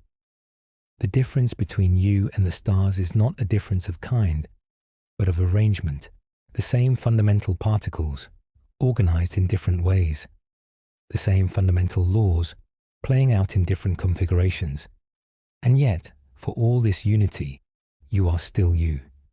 Your experiences are your experiences. Your perspective is your perspective. The universe may be one, but it is experienced from many points of view. Each conscious being is a window through which the cosmos sees itself. Each life is a unique journey through the block. This is the beautiful paradox of existence, that we are both one with everything and distinct from everything, both part of the cosmic whole and individual threads within it, both eternal in our four-dimensional existence and bounded by the limits of our world lines, both free in our experience of choosing and determined in the sense that our choices already exist in the block. Living with paradox is perhaps the deepest skill that the block universe teaches us. Not resolving the paradox, but holding it. Not choosing between the eternal and the temporal, but recognizing that both are true. Not insisting that either physics or experience has the final word, but allowing them to coexist, two perspectives on the same underlying reality. As you drift deeper into the night, let this paradox rest gently in your mind. You are eternal and you are fleeting. You are part of everything and you are uniquely yourself. You are free and you are determined. All of these things are true, in different senses, from different perspectives. The block universe does not ask you to choose between them. It asks you only to hold them together, to find peace in their coexistence. Now let us explore another aspect of the block universe that we have not yet fully considered. The question of what happens at the boundaries. We have talked about the boundary of your individual life, birth at one end and death at the other. But what about the boundaries of the block universe as a whole? At one end of the block, we have the Big Bang, the moment, some 13.8 billion years ago, when the universe began. Before the Big Bang, in the ordinary sense of before, there is nothing. The block simply starts there. There is no earlier time because time itself begins at the Big Bang. The question of what came before the Big Bang is like the question of what is north of the North Pole. It does not quite make sense. This is a strange thought. We are used to thinking that everything has a cause, that every event is preceded by earlier events that brought it about. But the Big Bang seems to be an exception. It is the first event, the beginning of the block, the moment when space-time itself comes into existence. There is no earlier cause because there is no earlier time in which such a cause could exist. Some physicists and philosophers have speculated about what might lie beyond the Big Bang. Perhaps our universe is part of a larger multiverse, with new universes constantly budding off from existing ones. Perhaps the Big Bang was not truly the beginning, but just a transition from some earlier state that our current theories cannot describe. Perhaps the very concept of a beginning is somehow mistaken, and the block universe is actually infinite in the time direction, stretching back forever. These are open questions, at the frontier of physics and cosmology. We do not know the answers, but whatever the answers turn out to be, they will not change the basic picture of the block universe as we have discussed it. Whether the block has a boundary at the Big Bang or extends infinitely into the past, the fundamental insight remains. All of time exists, spread out as a four-dimensional structure. The flow of time is an illusion. The future already exists. What about the other end of the block? What about the future boundary? Here things are even more uncertain. We do not know how the universe will end. Will it continue expanding forever, growing colder and darker until all the stars have burned out and all activity ceases? This is the scenario called heat death, the ultimate triumph of entropy, the end of all complexity and order. In this scenario, the block extends infinitely into the future, but the future becomes increasingly empty and still. Or will the universe eventually collapse back on itself, ending in a big crunch that mirrors the Big Bang? In this scenario, the block has a boundary at both ends, a beginning and an end, and all of existence is contained between them. Or will something else entirely happen? Will the laws of physics change? Will new forms of energy or matter emerge? Will life find a way to survive even the death of the stars, perhaps by engineering the universe itself? We do not know. The far future is hidden from us, not just because we cannot see it from our present position in the block, but because our current theories are not certain enough to predict what will happen over such vast timescales. But whatever the far future holds, it exists. It is already there in the block, waiting. The end of the universe, however it happens, is as real as its beginning, as real as this present moment, as real as your next breath. This thought can be either terrifying or comforting, depending on how you approach it. Terrifying because it suggests that even the ultimate fate of the cosmos is fixed, determined beyond our control. Comforting because it means that whatever happens, it is part of the structure of reality, part of the eternal block. Even the end of everything is held within something permanent. But let us not dwell too much on endings. The block universe is not primarily about endings. It is about existence, about the fullness of reality, about recognizing that every moment from beginning to end is equally real and equally valuable. In the block universe, no moment is more real than any other. The Big Bang is not more real than your childhood. Your childhood is not more real than this present moment. This present moment is not more real than the far future. They are all there, all part of the structure, all coexisting in the eternal now of the block. This equality of moments is a radical thought. We are used to privileging the present. We think of the past as gone and the future as not yet real. We think of now as the only moment that truly matters, because it is the only moment we can act in. But the block universe challenges this privilege. It says that your past self, living through yesterday, is just as real as your present self, living through now. Your future self, living through tomorrow, is just as real as both. They are all you, all equally existing, all equally part of your four-dimensional life. In a sense, this means you are never really alone in time. Your past selves are still there, experiencing their moments, even as you experience yours. Your future selves are already there, experiencing their moments, even though you have not reached them yet. You are a community of selves, spread out across time, all equally real. This is a strange form of companionship. You cannot communicate with your past or future selves. You cannot reach across time and touch them, but you are connected to them, continuous with them, part of the same four-dimensional being. They are you, and you are them. And the same is true for everyone you love. They too are four-dimensional beings, spread out across time. The version of your friend who laughed with you last year still exists, laughing in that part of the block. The version of your parent who held you as a child still exists, holding you in that part of the block. The moments you shared are not gone.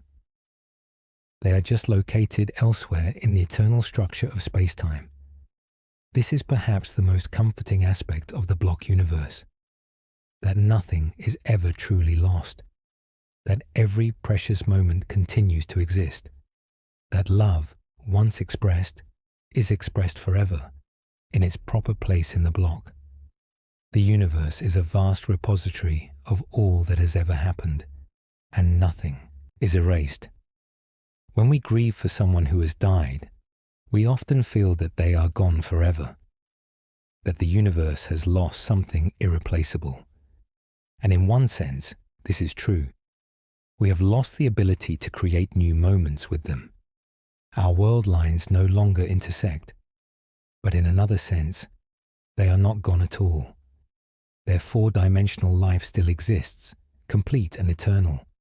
All the moments we shared with them still exist. The love we exchanged is still real, still there, still part of the permanent structure of reality. This does not make grief less painful. It does not bring back the living presence of the person we have lost. But it offers a different kind of consolation, a cosmic consolation.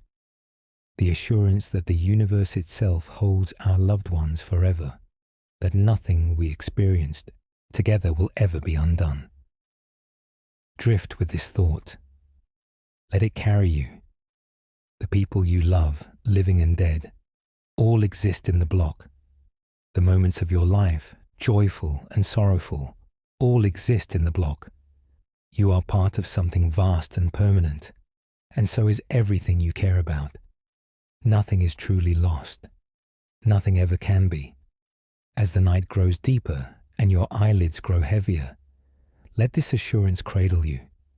You are held by the universe, held in existence eternally.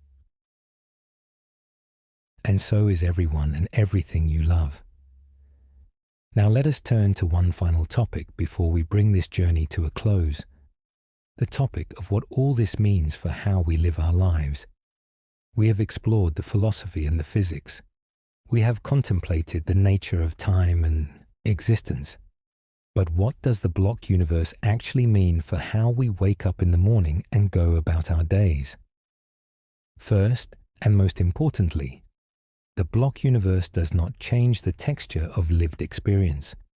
When you wake up tomorrow, time will still seem to flow. The past will still feel gone. The future will still feel uncertain. Your choices will still feel real and meaningful. The block universe does not ask you to stop experiencing life the way you naturally experience it. It just asks you to recognize that this experience is one perspective on a deeper reality. So go ahead and make plans, set goals, work toward the future, experience the anticipation of things to come, and the satisfaction of things accomplished. None of this is invalidated by the block universe. The experience of living forward through time is part of what it means to be a four-dimensional being embedded in a four-dimensional cosmos. But perhaps the block universe can add something to your experience. Perhaps it can help you hold your plans and goals a little more lightly. After all, whatever will happen already exists. You are not creating the future from nothing. You are experiencing a future that is already there. There is no need to grip so tightly, to strain so hard, to worry so much. The future will come as it comes, because it already exists as it exists. This is not fatalism. It is not giving up or becoming passive. It is simply a relaxation of the constant effort to control what cannot be controlled. The future is secure in its existence. Your job is not to bring it into being, but to experience it as it unfolds, to be present for each moment as it arises, to live fully in each slice of the block as you pass through it. Similarly, the block universe can help you release the burden of the past. We often carry our past mistakes like heavy stones, replaying them in our minds, wishing we had done differently. But in the block universe, those moments are what they are. They exist eternally, yes, but they exist as they exist. There is no alternate version where you chose differently, because no such version is real. The past is fixed, but it is fixed as what it actually was, not as what you imagine it should have been. This is an invitation to acceptance, not passive acceptance of injustice or harm, but acceptance of the basic structure of reality. The past is what it is. It cannot be changed.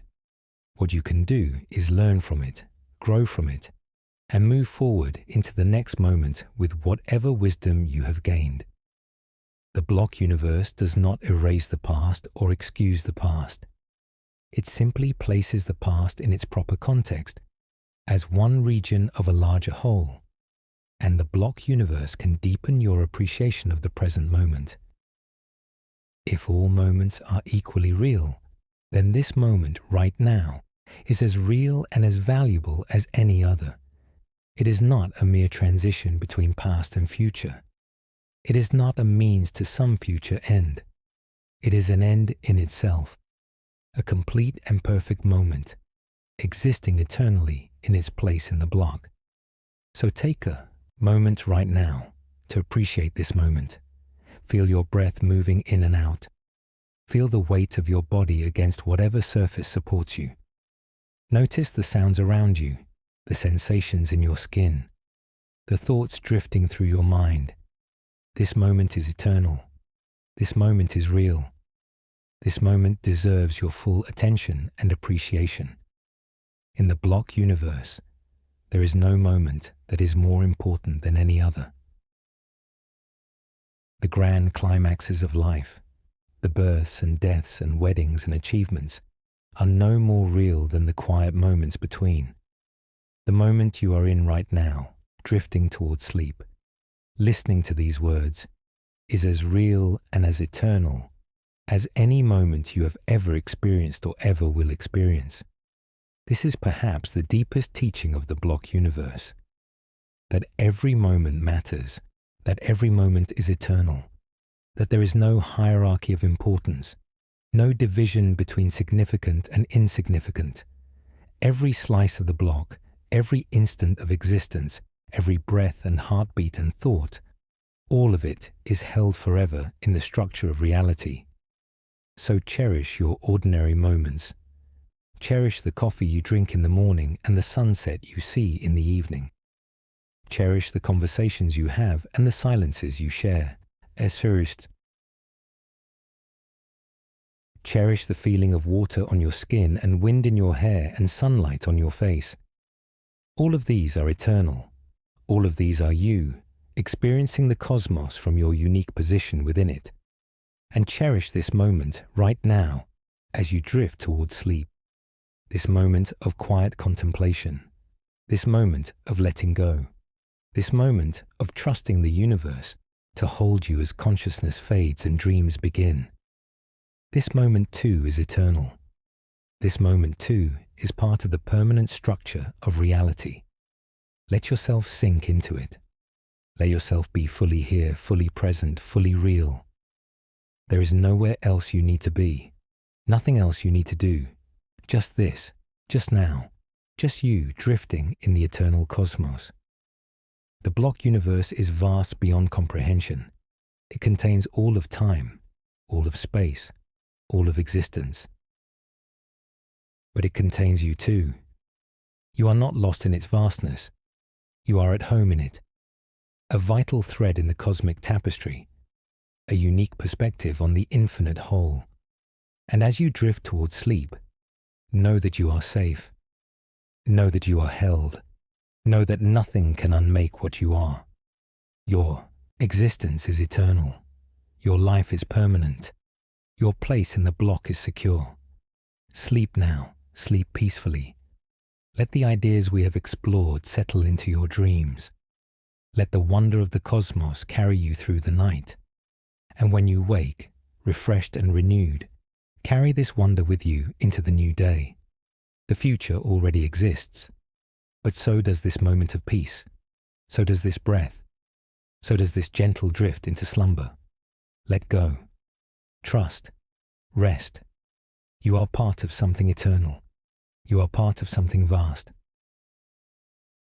You are part of something beautiful beyond words, and all of it, every part of it, every moment of it, is real, forever. The night deepens, the world grows quiet, and somewhere in the vast expanse of the block universe, this moment exists. You drifting toward sleep, these ideas settling in your mind, this peace spreading through your being. It will always exist. It exists now.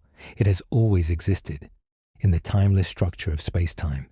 And you, in this moment, are exactly where you are supposed to be, exactly who you are supposed to be, exactly what the universe needs you to be in this slice of the eternal now. Rest in that assurance.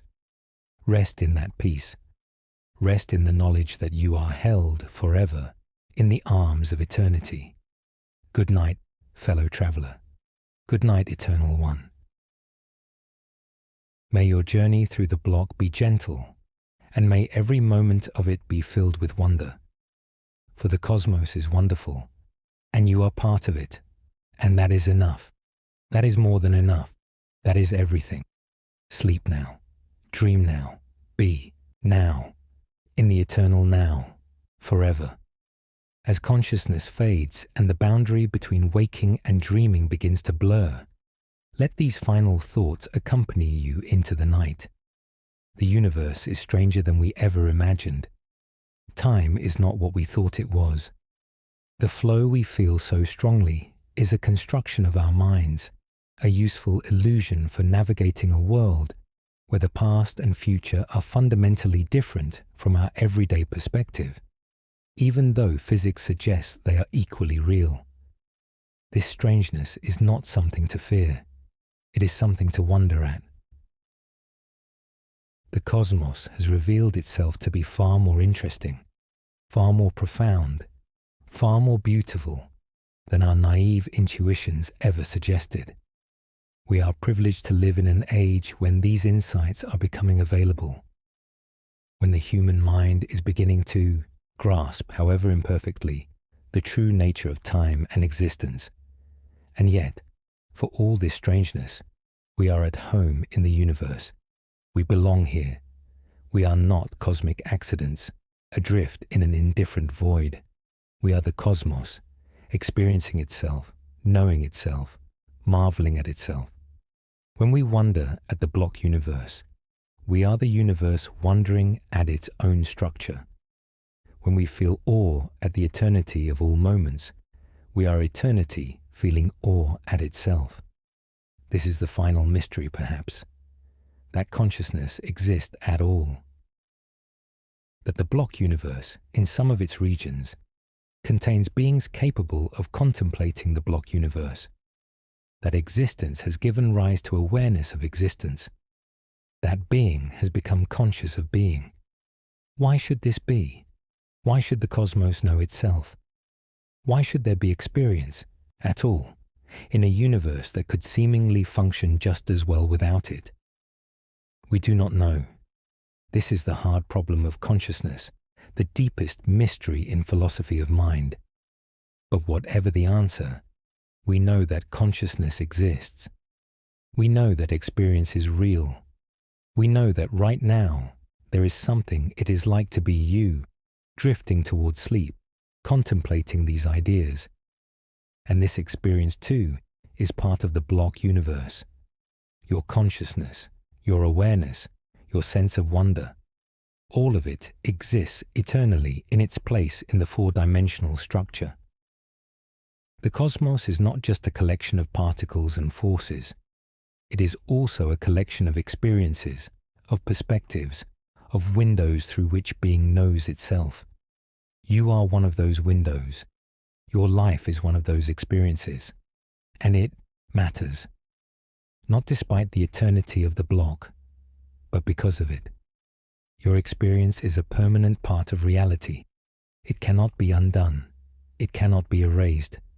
It is woven into the fabric of existence forever. So sleep now, knowing that your dreams tonight will join the eternal archive of experiences that constitute the cosmos. Knowing that your consciousness, in all its moments, is a precious and permanent part of reality. Knowing that when you wake, you will continue to contribute your unique perspective to the ongoing story of the universe knowing itself. The night wraps around you like a blanket. The cosmos holds you like a mother holds a child. You are safe, you are loved, you are eternal. And somewhere in the vast expanse of the block universe, this moment of peace exists forever. This gentle drift into sleep, this quiet wonder at the nature of time, this trust in the eternal structure of reality. Let it carry you, let it hold you, let it bring you safely into the morning. For morning will come. It already exists in the block, waiting for you. A new day, with new moments, new experiences, new opportunities for wonder, all of it real, all of it eternal, all of it yours. Sleep now, dream now, and know that whatever dreams may come, they too are part of the cosmic tapestry. They too are woven into the eternal now. They too are you, experiencing the universe from your unique and precious position within it. Good night, rest well, and when you wake, carry the wonder of the block universe with you into the day.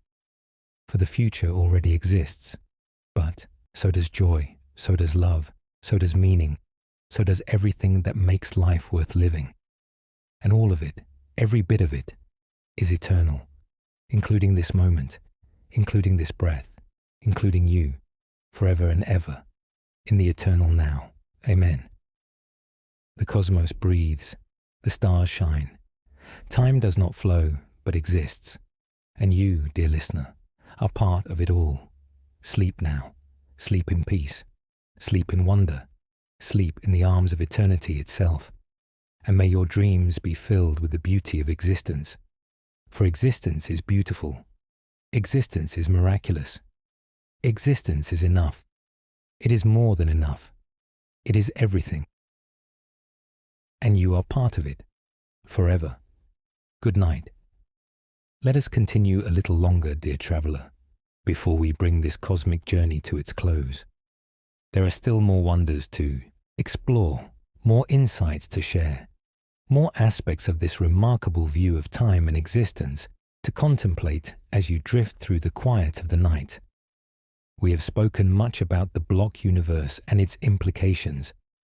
We have explored how Einstein's theory of relativity leads us to question our everyday assumptions about time.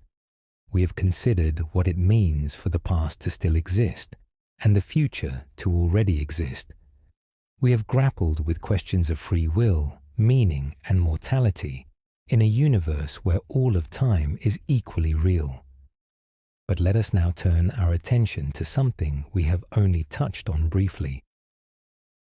The question of how our brains create the experience of time that feels so real to us. For even if the block universe is the correct description of reality, we still have to reckon with the undeniable fact of our experience. Time does feel like it flows. The present does feel special. The past does feel different from the future. Where does this experience come from, if not from the structure of time itself? The answer, neuroscientists tell us, lies in the way our brains process information. Our brains are prediction machines. They are constantly generating models of the world and comparing those models to incoming sensory data. When the data matches the model, we experience continuity. When the data differs from the model, we experience surprise, novelty, the sense that something has changed. This process of prediction and comparison happens not just in space, but in time. Our brains are constantly predicting what will happen next based on what has just happened. We do not experience the world moment by moment as isolated snapshots. We experience it as a continuous flow because our brains are stitching together the snapshots into a narrative, a story of ourselves moving through time. This stitching process creates the experience of duration. When we say that a minute has passed, we are not directly perceiving some external flow of time. We are perceiving the internal work of our brains, comparing memories of what just happened to experiences of what is happening now. The sense of time passing is constructed moment by neural processes that operate entirely within the physical substrate of the brain. Different emotional states can affect this construction. When we are bored or anxious, time seems to drag. When we are engaged or excited, time seems to fly. These distortions in time perception reveal that our experience of time is not a direct readout of some external clock. It is a construction influenced by attention, emotion, memory, and many other factors. Even more remarkably, our brains seem to have no single clock at their center. There is no one place in the brain that keeps time for the whole system. Instead, time perception seems to arise from the distributed activity of many brain regions, each processing time in their own way, all contributing to the unified experience of duration that we take for granted. This has led some researchers to suggest that time perception is deeply similar to other perceptions, like color or sound. Just as color is a construction of the brain based on wavelengths of light, and sound is a construction of the brain based on vibrations in the air, so time might be a construction of the brain based on patterns of neural activity. The flow of time, on this view, is no more out there in the external world than the redness of an apple or the pitch of a tone. This does not mean that time is unreal in any absolute sense. Something is happening in the external world that our time perception is tracking. Events do occur in sequence. Causes do precede effects. There is an ordering of happenings that our experience reflects, however imperfectly. But the particular quality of that experience, the sense of flow, of passing, of the present moving into the future, this quality may be a feature of our minds rather than a feature of reality itself. The block universe provides the structure. All moments exist, spread out across the four-dimensional expanse of space-time. Our brains provide the experience. They take the static structure and animate it, creating the sense of movement and flow that characterizes our conscious lives. Both are real in their own ways. the structure and the experience, the physics and the psychology. This dual reality is perhaps the key to living well with the block universe. We do not have to choose between the eternal structure and the flowing experience. We can hold both. We can recognize that from the outside, from the God's eye view, all of time exists simultaneously. And we can also recognize that from the inside, from the perspective of conscious experience, time flows and the present is special. Both perspectives are valid. Both capture something true about our situation. The challenge is not to eliminate one perspective in favor of the other, but to integrate them. To live with the knowledge of eternity while still engaging fully with each passing moment. To recognize the illusion of flow while still being carried by it. To find peace in the permanent structure of the block while still embracing the adventure of living forward through time. This integration is not easy. It requires a kind of mental flexibility, an ability to shift between perspectives as the situation demands. Sometimes we need the reassurance of eternity, the knowledge that nothing is ever truly lost. Other times we need the urgency of the present, the motivation to act now because this moment matters. Wisdom lies in knowing when to invoke each perspective. But perhaps even more than flexibility, integration requires acceptance. Acceptance of the strangeness of reality. Acceptance of the limitations of our everyday intuitions. Acceptance that the universe is not obligated to match our expectations, that it may be far weirder and more wonderful than we ever imagined. The block universe is an invitation to such acceptance. It says, look, time is not what you thought it was.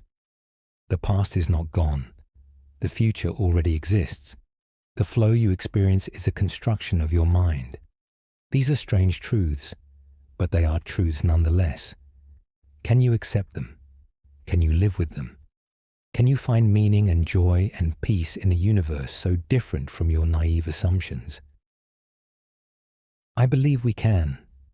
I believe that human beings are adaptable enough, curious enough, wonder-loving enough to embrace the block universe and make it our own.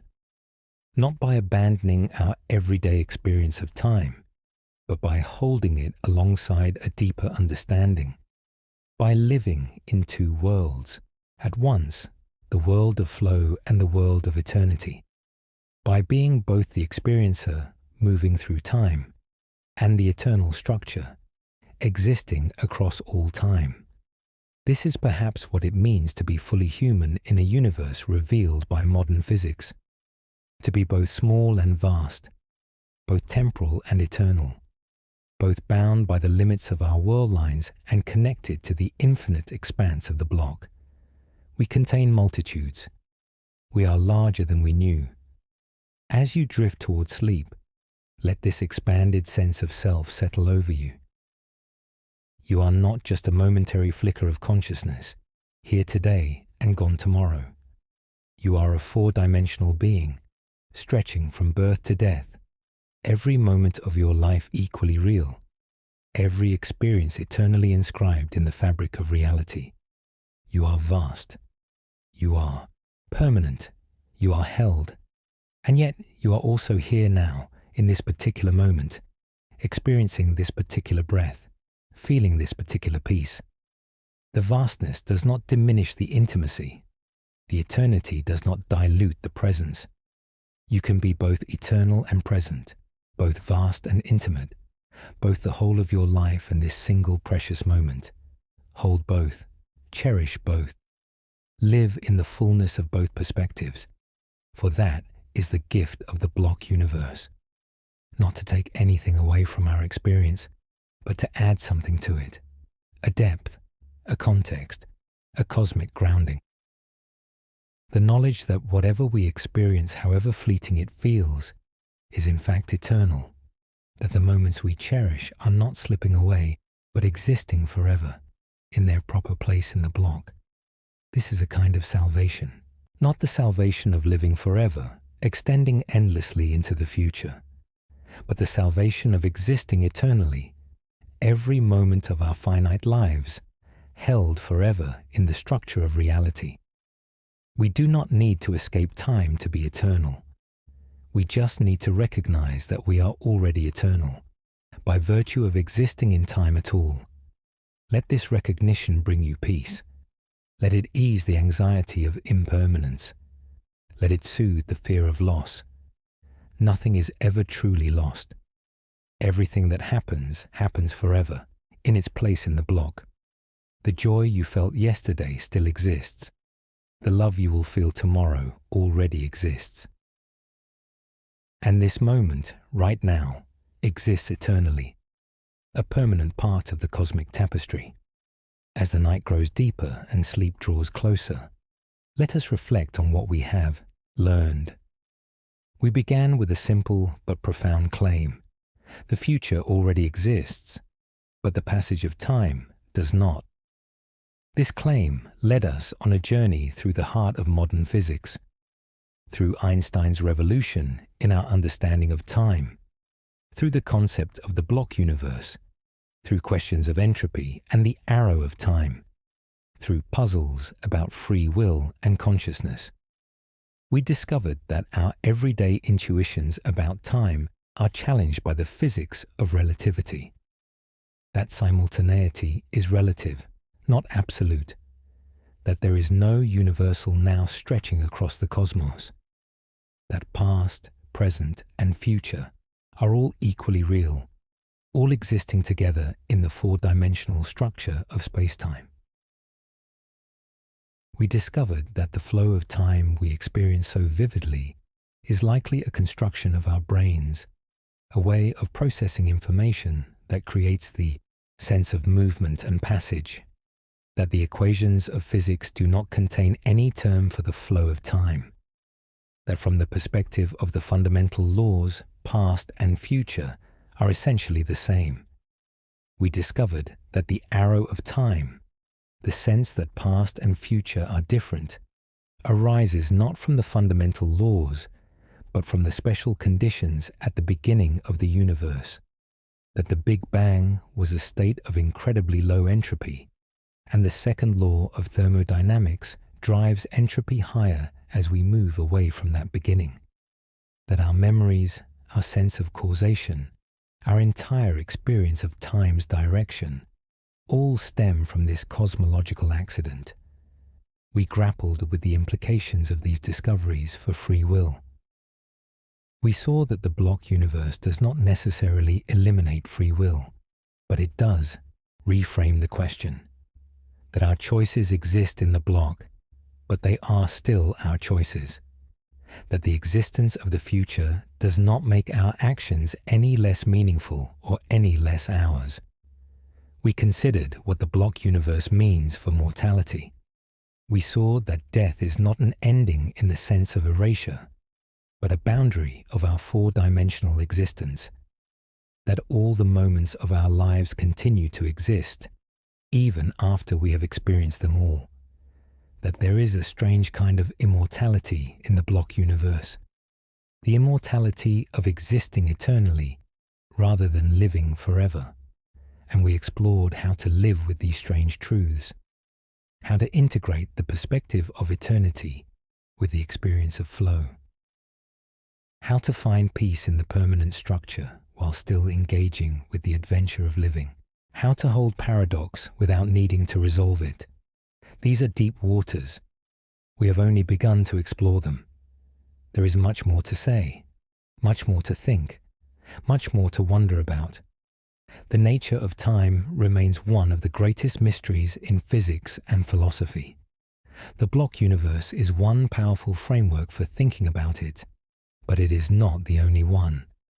Other views exist, and the ultimate truth may be stranger than any of our current theories. But whatever the ultimate truth turns out to be, the insights we have explored tonight have value. They expand our sense of what is possible. They challenge our assumptions. They invite us into a larger vision of reality. They remind us that the universe is not obligated to be simple or intuitive, that it may be vast and strange and wonderful beyond our wildest imaginings. And that is perhaps the deepest gift of physics. Not just practical applications, not just technological power, but a window into the true nature of reality. A chance to see beyond the surface of things, to glimpse the deep structure that underlies our everyday experience. A reminder that we live in a cosmos of inexhaustible mystery, that there is always more to discover, always more to wonder at. So carry this sense of wonder with you. Carry it into your dreams tonight and into your waking life tomorrow. Let the block universe be not a source of anxiety or despair, but an invitation to awe. The future already exists, yes, but what a future it might be. What wonders might be waiting for you, already there, already real, in the parts of the block you have not yet experienced. And the past is not gone, yes, but what a gift that is. All the moments of your life preserved forever, held eternally in the fabric of reality. Nothing lost, nothing forgotten. Everything you have ever experienced still existing, still real, still part of you. You are a four-dimensional being in a four-dimensional cosmos. You are eternal in the only way that matters, by existing in time, by being a permanent part of the structure of reality. And each moment you experience, from the most mundane to the most transcendent, is a moment that exists forever. This is your birthright. This is your inheritance. This is what it means to be a conscious being in a universe where time is not what it seems. Embrace it. Wonder at it. Find peace in it. And as you drift now into sleep, know that this moment of drifting, this moment of peace, this moment of letting go, is eternal.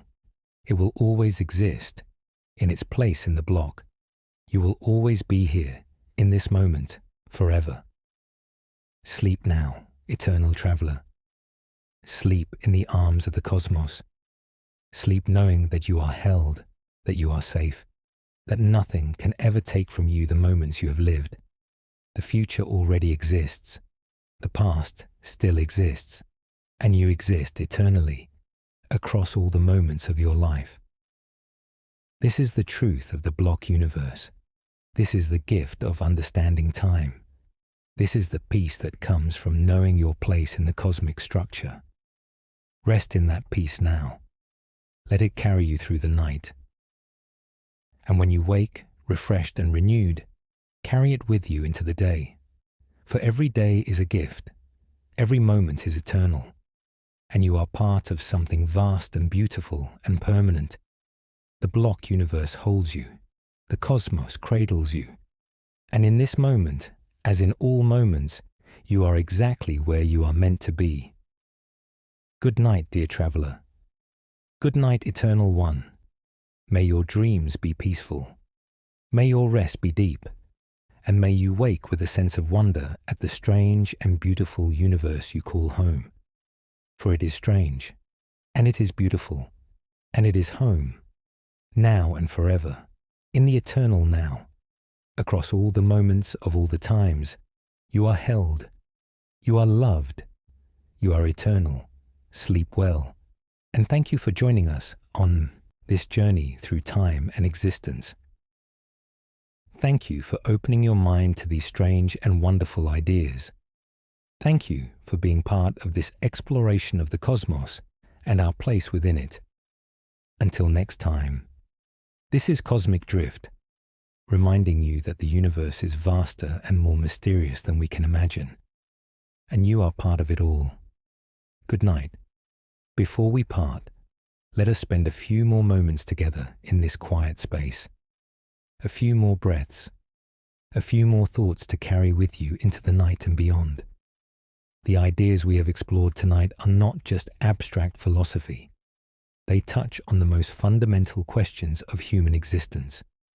Who are we? What is our place in the cosmos? What happens when we die? Does our life have meaning?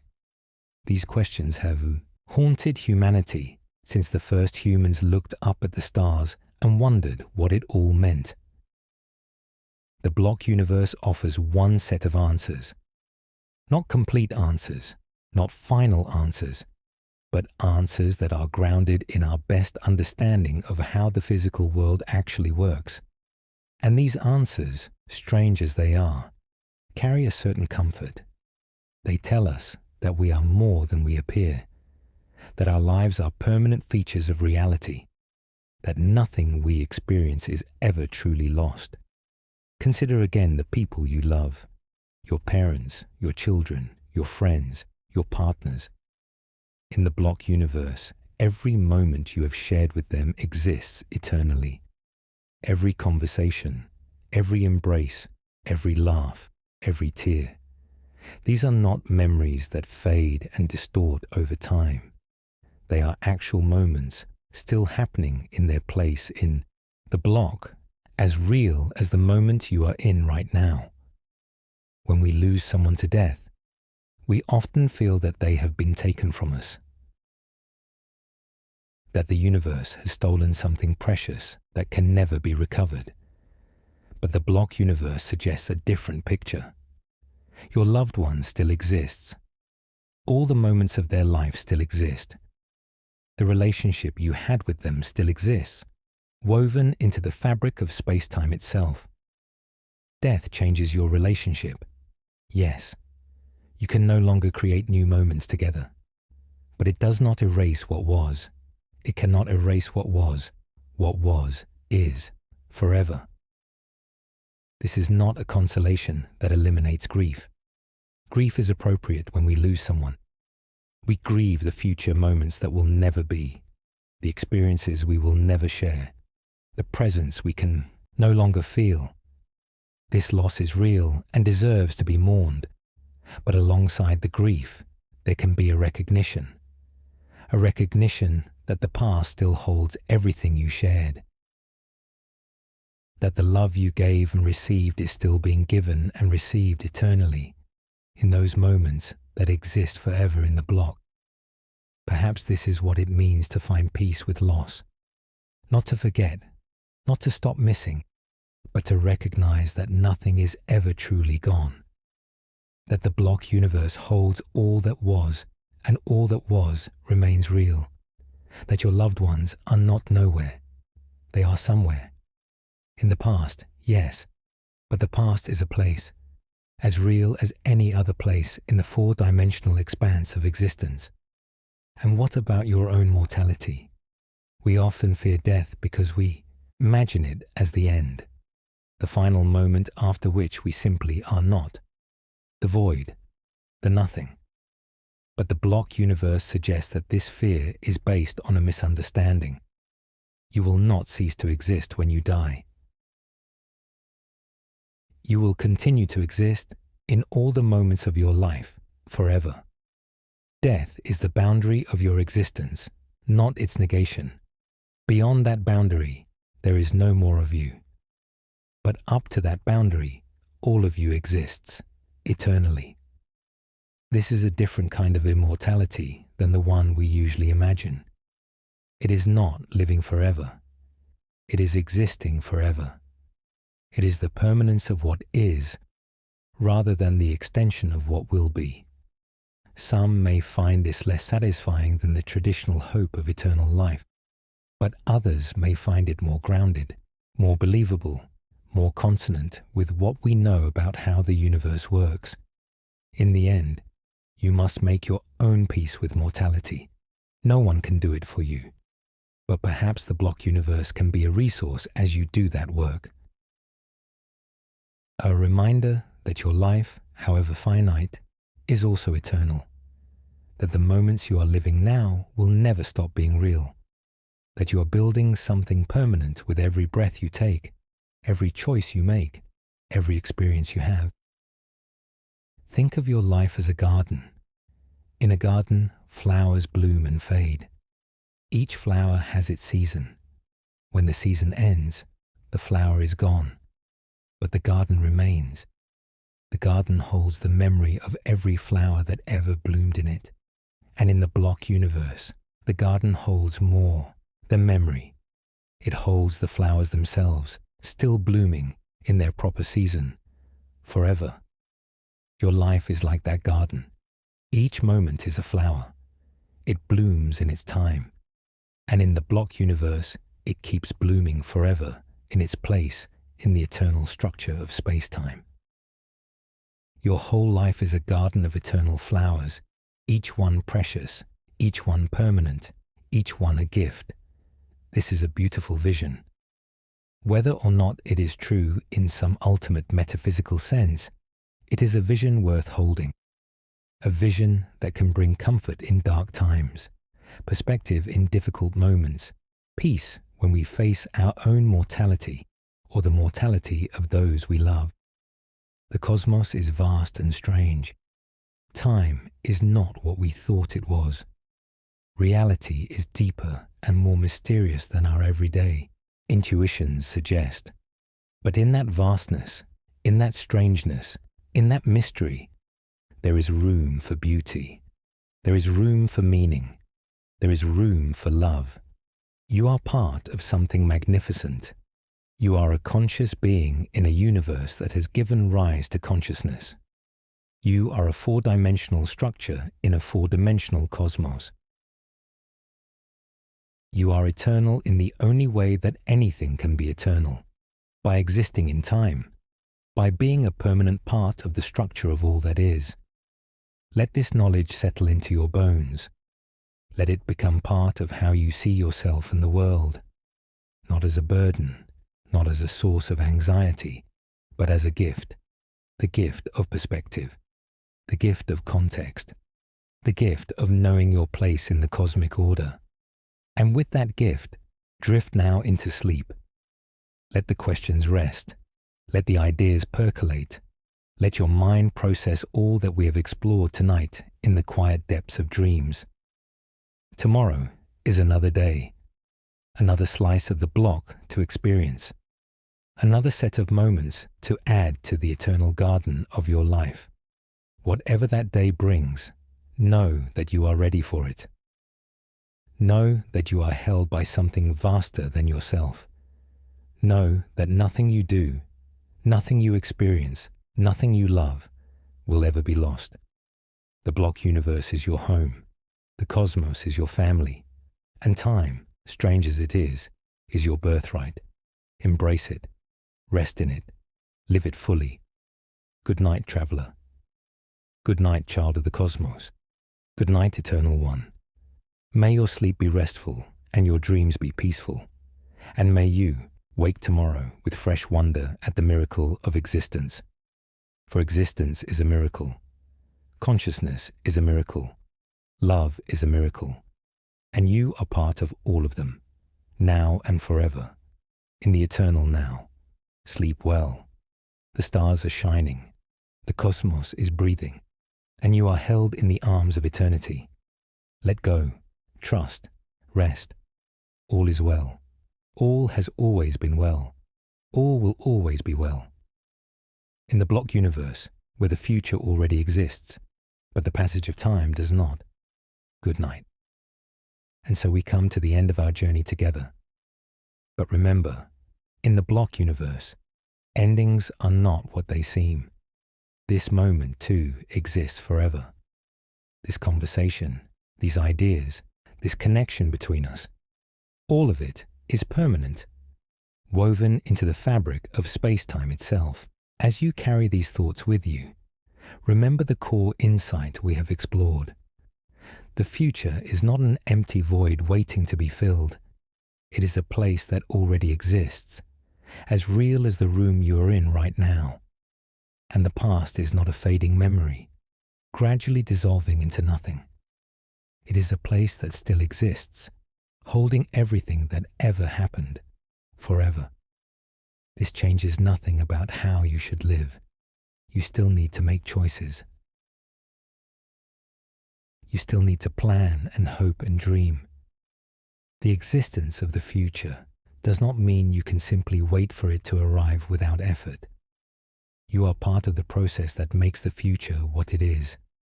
Your choices, your actions, your very being, all contribute to the shape of the block. But perhaps this knowledge can take some of the pressure off. Perhaps knowing that the future already exists can free you from the anxiety of trying to control the unknown. Perhaps knowing that the past still exists can free you from the regret of thinking that your mistakes have somehow disappeared into a void where they can never be made right. Everything exists. Everything is held. Everything matters because everything is permanent. This is the peace of the block universe. Not the peace of knowing what will happen, for we cannot see the future from our position in the block, but the peace of knowing that whatever happens is part of something eternal, that our lives, our struggles, our joys and sorrows, all are inscribed forever in the structure of reality. You are not adrift in a meaningless void. You are at home in an eternal cosmos, and every moment of your existence from the first breath to the last is held forever in the arms of spacetime itself. This is your inheritance. This is your truth. This is your peace. May it comfort you tonight. May it guide you tomorrow. The future already exists, but so does your capacity for wonder. So does your ability to love deeply. Rest now in that knowledge. Rest deeply in the eternal now. Good night from Cosmic Drift. May the stars watch over you always, forever.